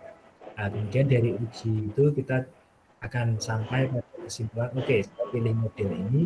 Nah, model ini yang nanti kita gunakan untuk menginterpretasikan parameter, menguji hipotesa, membaca R-square, kemudian juga kita bisa pakai untuk kalau random kita bisa lihat efeknya gitu. Jadi itu kelebihannya. Jadi uji heteroskediastisitas Pak dari apa? Dari mana Pak? Weighted least square Bu. Saya catatkan di sini. Nanti saya catat keywordnya untuk uji heteroskediastisitas dengan weighted least square. Itu agak panjang gitu Bu karena ada banyak langkahnya gitu yang harus dilakukan. Kalau di sini nggak bisa keluar ya Bu ya. Kalau view residual test kan kalau Ibu lihat outputnya kita, outputnya random itu kan view di sini nggak ada residual. Gitu. Adanya residual diagnostiknya itu kalau mau lihat normalitasnya saja atau cross section dependence testnya saja. Gitu. Arellano, Boreal ini saya nggak tahu kalau Arellano untuk apa. Hanya bisa lihat itu. Ini kalau kita lihat normalitasnya terkena Pak Ridwan. Kalau Pak Ridwan cek kita kena karena J beranya di atas 2. Probabilitasnya juga 0. Artinya datanya itu residu distribusi normal. Tapi ini nggak ada uji normalitas ya Pak? Sebetulnya normalitasnya keluar yang jelas Bu ya. Yang jelas normalitasnya keluar karena setiap persamaan kan melahirkan residual ya, error ya. Nah, residual itu bisa kita lihat distribusinya. Nah, kalau di J tetap terlihat, residualnya tidak berdistribusi normal. Cuman pada analisis regresi data panel ini normalitas itu tidak dilihat. Tidak jadi acuan gitu loh. Yang lebih menjadi acuan adalah kita memilih metode yang mana, fixed, common, atau random. Kalau OLS kan kita fokusnya bebas asumsi klasik ya. Bebas asumsi klasik jelaskan, tapi kalau di panel itu kita fokusnya memilih fix common. Tapi seandainya tadi kita gunakan seolah-olah kita tidak mengerjakan data panel, nggak apa-apa juga ya kita melihat distribusi normalnya ya Pak Api ya. Iya. Seperti yang kita buat tidak data panel kan yang seolah-olah kita mengerjakan OLS lah, walau apanya asumsi kita kan gitu. Iya, iya Pak, kita tetap lihat. Jadi kalau misalnya Pak Ridwan akhirnya memilih common begitu ya Pak ya. Ketika memilih common ya berarti normalitasnya harus dilihat. Karena kan common itu sebetulnya OLS. Data panel Oh, ya. kalau kita pilih common, uji yang 4 ini harus ya Pak? Iya, normalitasnya iya. Tapi kalau multi call saya kira sudah tidak. Ya, Tidak ya? kan kita niatnya panel, meskipun akhirnya panelnya kita itu panel common effect gitu. Jadi Bu, kalau common effect itu sebetulnya regresinya itu namanya PLS, Bu. Partial least square gitu. PLS, modelnya itu PLS Bu aslinya. Jadi dia regresi OLS biasa dengan data yang bersumber dari data time series dan cross section. Tapi kalau fixed effect dan random effect itu regresinya permodelannya itu GLS, generalized least square. Jadi kalau yang kemarin kita belajar itu hanya time series atau cross section saja, itu namanya OLS ya, ordinary least square. Tapi kalau data panel yang dilakukan dengan prosedur Comeback itu nanti regresinya modelnya namanya PLS, partially square, tapi kalau fix sama random itu tepatnya kalau fix itu nama permodelan regresinya itu LSDW, least square dummy tepatnya, karena sebetulnya ada dummy pada fix effect. Itu Rahul dan Pak. Baik, saya rasa cukup ya Pak Ridwan, Bu Rahul ya. Ya, ya. Saya ucapkan terima kasih 6 hari latihan bareng gitu. Saya juga bisa recall banyak hal Pak. Karena kalau nggak latihan kayak gini, ya repot juga. Gitu. Sudah diajak untuk belajar bareng gitu. Saya tidak akan keluar grup dulu, Bapak Ibu. Kalau jaga-jaga misalnya Pak Ridwan dan Bu Rahul ada yang ingin ditanyakan atau didiskusikan, bisa lewat grup atau japri dengan saya boleh. Nanti kalau ada pertanyaan. Mohon maaf ya Bapak Ridwan, Bu Rahul, jika selama 6 hari mungkin penyampaian materinya kurang dalam atau penyampaiannya kurang enak gitu. Saya mohon maaf, jadi ya benar-benar ini hanya recall saja, apalagi kan Pak Ridwan dan Bu Rahul ini belajarnya lebih dulu dari saya gitu. Jadi saya hanya istilahnya ya mengingatkan lagi di hal-hal yang sedikit terlewat. Mungkin itu saja. Terima kasih atas perhatiannya. Saya kembalikan ke Bu Malinda. Mungkin ingin ditutup atau silakan Bu Malinda.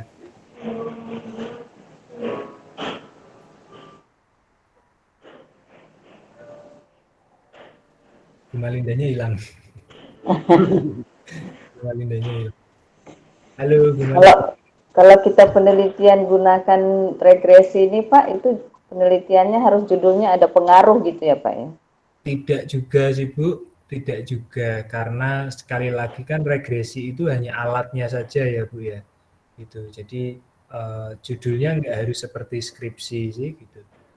Dulu saya pernah baca sekitar 1 tahun yang lalu ketika diminta mereview jurnal salah satu jurnal luar negeri yang kebetulan kita diminta review karena ada nulis juga. Itu neliti tentang implementasi Go Green di Brasil gitu. Nah ternyata ketika kita baca itu dia regresi Bu. Jadi dia meregres antara misalnya periode waktu sekian, pada waktu sekian itu hutan yang rusak itu berapa, tetapi di saat yang sama pertumbuhan ekonomi itu berapa. Jadi dia meregres antara efek dari laju deforestasi dengan pertumbuhan ekonomi begitu. Nah, hasil risetnya itu yang kemudian dipakai untuk menjelaskan, oh ternyata di Brasil enggak yang go green gitu, karena apa? Deforestasi terjadi dan ternyata semakin tinggi deforestasi, semakin tinggi pertumbuhan ekonomi. Berarti pertumbuhan ekonomi ini dikontribusikan oleh laju kerusakan hutan yang semakin besar gitu. Dia kayak gitu Bu ternyata nelitinya dia. Tapi dia Gitu ya. regresi gitu. Dia pinjam regresi untuk itu. Jadi kalau ada beberapa tahun yang mau diuji, yang mau dilihat sudah bisa gunakan regresi gitu ya, Pak? Iya Bu, gitu. Sepanjang kita ingin meneliti keterkaitan antar variabel, itu regresi alat yang tepat Bu. Gitu.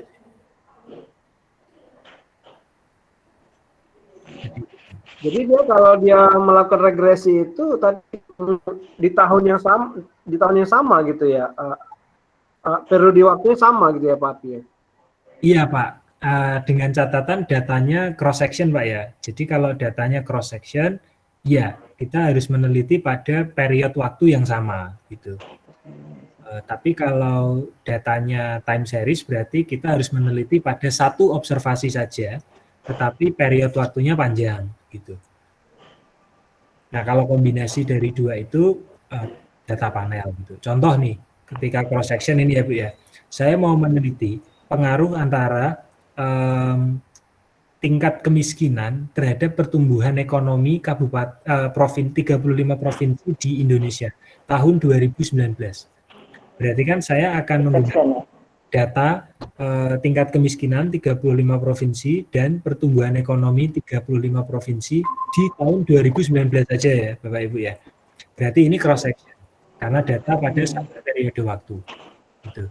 Tapi kalau misalnya saya mau meneliti pengaruh antara tingkat kemiskinan terhadap pertumbuhan ekonomi Sumatera Utara tahun 1970 sampai 2020, berarti ini time series gitu. Nah, saya hanya meneliti satu observasi saja, Sumatera Utara saja, tetapi saya menelitinya series dari tahun 70 sampai 2020.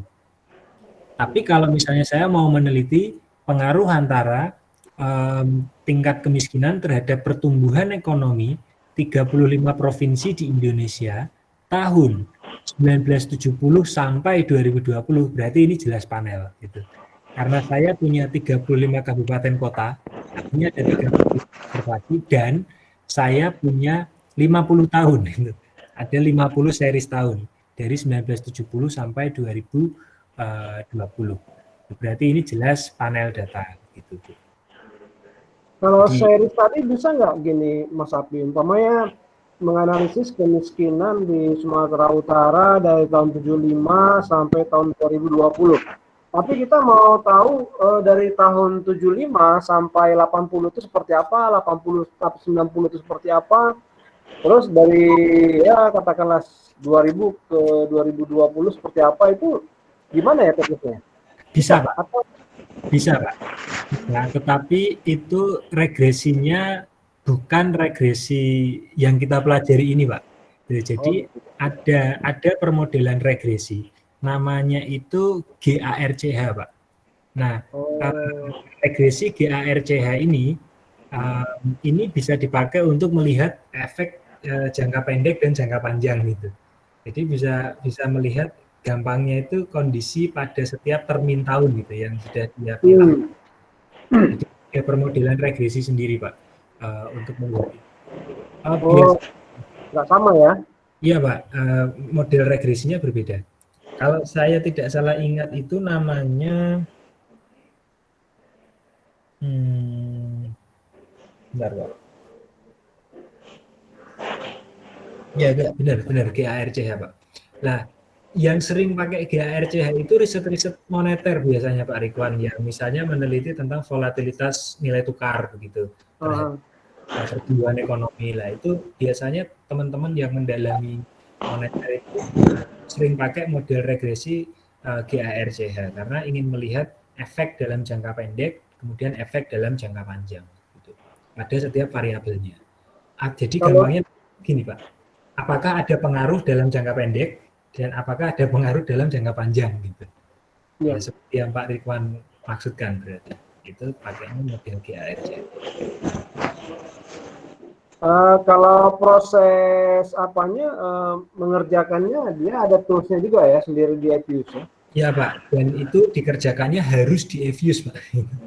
Oh gitu. Nah, jadi memang kelebihannya Evius adalah dia ini bisa mengerjakan berbagai macam regresi pada berbagai macam model gitu.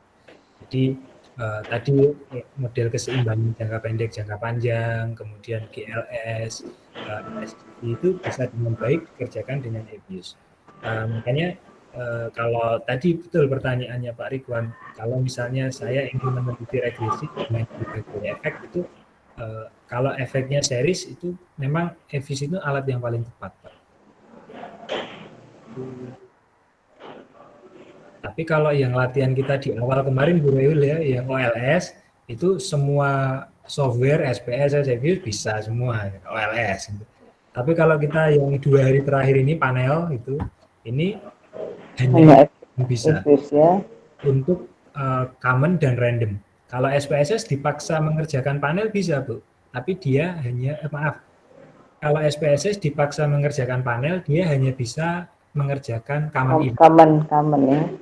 Kalau fix sama random dia nggak bisa kerjakan. Ini dari EBIUS yang mengerjakan.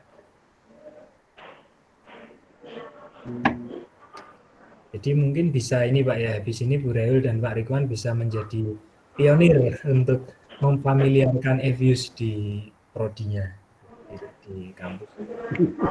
Iya Pak ya. Mudah-mudahan Pak Afi. Ya paling nggak dana di Paris setahun depan ya Bu Reul ya sudah bisa pakai alat analisis regresi gitu yang biasanya pakai SWOT, sekarang udah bisa variasi regresi. Pak Ridwan mungkin kalau pas mengajar ekonometri Pak ya udah mulai bisa alat ini bisa di-share ke mahasiswa. Kalau yang model box Jenkins itu gimana tuh ya? Nah iya, kalau box Jenkins itu sebetulnya model peramalan Pak. Jadi dia itu tidak menggunakan persamaan struktural. Kalau kita di regresi itu kan kita meramal, tetapi meramal kita adalah kita memprediksi nilai Y, jadi nilai X ya Pak ya. Regresi kan Pak. Tetapi kalau model peramalan forecasting dengan teknik box Jenkins, ini kita meramal benar-benar tidak menggunakan variabel lain, Pak. Jadi benar-benar hanya memforecast dari satu variabel saja. Gitu. Contoh, seperti apa ya? Forecasting time series apa ya? Time series ya. Ya, Pak Ridwan misalnya diminta untuk meramalkan pertumbuhan ekonomi Sumatera Utara tahun 2021 sampai 2025 gitu. Tapi Pak Ridwan hanya dibekali data Pak Ridwan hanya berbekal data pertumbuhan ekonomi Sumatera Utara dari tahun 1950 sampai 2019. Hanya satu variabel saja gitu. Nah, variabel ini yang nanti dipakai untuk memprediksi, Pak. Jadi dari data yang telanjang ini kita akan memprediksi. Nah, syaratnya Pak, kita harus punya data dengan series yang panjang, Pak. Kalau tidak, nanti datanya tidak stasioner. Yang tadi Bapak bilang Ramsey test itu. Jadi kalau mau meramalkan itu dengan teknik box Jenkins Arima, data kita seriesnya harus panjang. Kalau tidak stasioner. Kalau nggak stasioner gimana Mas? Ya hasil ramalannya nggak bagus. Jadi apa namanya? Apanya Pak? Box Jenkins Bu. Box Jenkins. Box Jenkins itu. Jadi dia ada uji stasioner ya istilahnya ya. Pertama harus dicek dulu Pak, uji stasioneritasnya. Gitu. Nanti kalau sudah stasioner baru kita bisa ramal. Itu pun nanti ada pilihannya Pak, sama seperti kita data panel ini. Jadi nanti ada istilah itu namanya ARIMA Pak, Autoregressive Integrated Moving Average. Dan nanti kita akan memilih mau pakai model yang apa, AR, MA, ARMA atau ARIMA. Gitu. Saya sih kemarin tadi udah bilang sama Bu Malinda, ini nggak akan sampai Bu kita ke box Jenkins karena tidak mungkin lah satu pertemuan box Jenkins gitu. Jadi mungkin kapan waktu kalau ada pelatihan lagi itu bisa jalani. Ini forecasting tidak dengan persamaan struktural, tapi benar-benar kita nge-forecast. Jadi memang kalau kita mencoba mau menguji data time series yang panjang untuk forecasting dengan box Jenkins ini memang salah satunya harus ada uji stasioner itu ya Pak. Syaratnya Pak, iya, syaratnya kan harus datanya stasioner. Kalau datanya nggak stasioner nggak bisa Pak. Artinya di uji stasioner itu juga ada peluang kita untuk melakukan sesuatu untuk agar dia menjadi stasioner kembali? Bisa dengan Bisa, ya? melakukan first strategy. Kalau stasioner, datanya nggak stasioner. Dipaksa Bapak prediksi bisa, tapi hasil prediksinya ya tidak sesuai kaidah, gitu, karena datanya nggak stasioner. Jangka waktunya itu panjang, ada standarnya Pak? Berapa puluh tahun? Tidak sih Bu, yang penting stasioner saja gitu. Cuman biasanya saya pernah menggunakan data 20 tahun nih, 20 rentang itu nggak stasioner. Padahal data itu adalah data pertumbuhan ekonomi gitu, kabupaten yang baru. Berarti kan kalau mau pakai perpanjang nggak bisa, orang kabupatennya itu baru gitu kan. Akhirnya ya kalau mau nge-forecast ya kita harus pakai teknik yang lain Bu. Misalnya akhirnya saya pakai persamaan gini, bikin regresi kayak gini, bikin regresi nanti hasilnya saya pakai untuk mengestimasi gitu. Jadi tidak bisa pakai Jenkins. Ini udah deket matematik sekali sih Pak, udah deket ke apa ya, ke matematika gitu. Kalau Bob Jenkins itu. Makanya saya sering bilang sama teman-teman kalau terlalu mendalami Bob Jenkins itu kita nggak kayak master ekonomi, tapi malah kayak master matematik.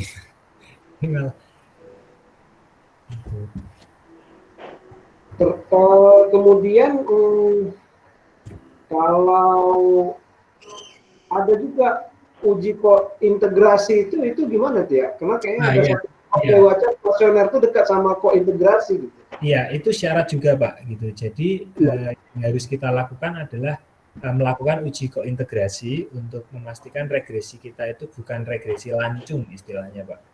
Jadi itu uji yang harus dipenuhi juga, kointegrasi. Kemudian yang kedua adalah uji stasioneritas. Itu syarat sih Pak. Uji kointegrasi dan uji stasioneritas. Oh, jadi ini satu paket apa ya? Satu paket cerita ya untuk melakukan di box Jenkins tadi ya Pak? Iya, makanya kan itu di satu materi biasanya. Iya, iya.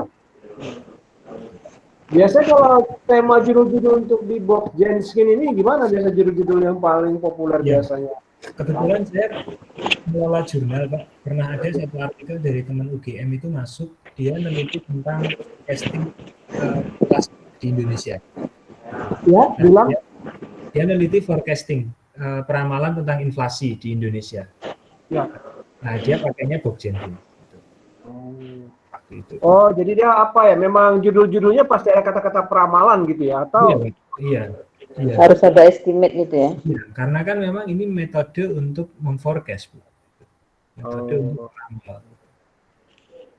Memang matematik gitu. Berarti sebenarnya dengan harga emas yang terjadi itu sebenarnya bisa di-forecast ya itu kalau kita punya data. Iya, Pak. Iya, bisa di-forecast. Tetapi kalau Bapak ingat waktu pertama COVID itu kan ahli-ahli matematik itu banyak yang memforecast ya, kira-kira kan sampai kapan. Nah, itu dia pakai tekniknya ARIMA, Pak. Dia pakai teknik dengan berbagai skenario dia pakai gitu. Karena tadi yang nge-forecast pasti ahli matematik karena dia akan punya banyak skenario, banyak permodelan kayak gitu. Jadi ini bisa dari EVIS juga ya Pak? Ini dikerjakan di EVIS Bu. EVIS ya? Kerjakannya hanya EVIS yang bisa. Gitu. Ya mungkin ada software lain yang bisa, tapi saya kurang tahu. Yang saya tahu ini hanya EVIS. SPSS nggak bisa Bu. Ini keunggulannya EVIS. Untuk yang series lah, time series. Itu ya, Bapak Ibu ya. Makasih Pak Asih sudah berbagi ilmu. Ya, mungkin satu lagi barangkali mungkin bisa dijelaskan sekedar selintas ya. Kalau yang kemarin kan sempat terlintas kita diskusi analisis kausalitas kan, terus ada istilah vektor auto regression itu atau ini uji kausalitas Granger itu ya. Nah, itu sebenarnya cerita-ceritanya seperti apa dia? Iya, baik. Jadi begini Pak, ketika di ekonometrika persamaan itu atau interaksi antara variabel itu sebetulnya tidak terjadi satu arah dalam kenyataannya Pak. Jadi kan kadang ada interaksi antar variabel itu terjadi dua arah. Jadi misalnya tingkat bunga mempengaruhi inflasi gitu. Tetapi ternyata pada kasus yang lain, inflasi itu juga mempengaruhi tingkat bunga gitu. Bahkan ketika terjadi inflasi, tingkat bunga itu menjadi instrumen yang dimainkan untuk mempengaruhi inflasi. Nah, dari kondisi itu berarti kan kita jadi tahu bahwa ternyata hubungan antar variabel itu bisa dua arah gitu. Nah, atau kita menyebutnya hubungan simultan. Nah, oleh karena itu kita perlu melakukan pengukuran gitu. Dari hubungan yang dua arah itu mana yang lebih kuat tarikannya gitu, A ke B atau B ke A gitu. Nah, prosedur ini kita selesaikan dengan kausalitas Granger. Dengan tekniknya itu kausalitas Granger. Gitu, Pak. Kalau vektor autoregresif itu par itu maksudnya? Oke, kalau vektor autoregresif itu salah satu permodelan regresi, tetapi fungsinya seperti tadi Pak, seperti forecasting. Gitu. Seperti forecasting, metode VAR. Forecasting ya.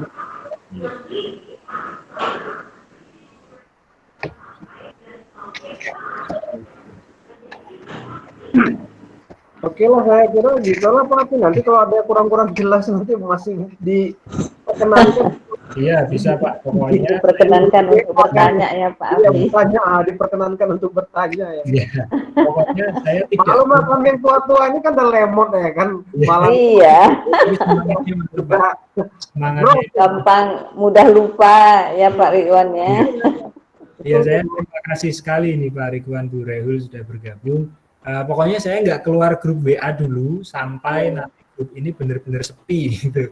Saya baru keluar. Paling enggak 1-2 bulan lagi. Tapi meskipun saya keluar, pokoknya Pak Ridwan Burehul simpan saja kontaknya. Saya juga akan simpan. Nanti kalau ada pertanyaan bisa telepon, bisa WA gitu. Pokoknya, saya nanti mungkin akan ini Pak Mas Api. Mungkin dulu kan saya ngerjain tesis kan sebenarnya pakai EPIUS. Cuma waktu itu kondisinya saya nggak paham kan gitu. gitu. Nah, jadi maksudnya saya mau data saya itu mau saya run sekali lagi ya kan. Betul yang ditulis kemarin kesimpulannya dan sebagainya, artinya mau divalidasi lah atau mau dijustifikasi betul nggak ini situasinya sambil memahami itu problemnya kan gitu. Gitu ya, baik Pak, itu bisa. Ya. Nah, nanti kalau memang cocok ya kan, kalau ada rezeki lanjut lagi sekolahnya ya. Iya Pak, itu baik. Siap, terima kasih Pak Ridwan, Bu ya. Saya Bapak Ibu. Semangat belajar terus. Semoga ya kapan bisa ketemu. Jangan lupa catatan tadi di share ya Pak. Itu nanti catatan ini saya share. Itu pokoknya saya terus ya, semoga ada rezeki, ada kesempatan bisa ketemu fisik gitu. Baik, terima kasih ya. Iya, makasih Pak Afi. Assalamualaikum. Waalaikumsalam.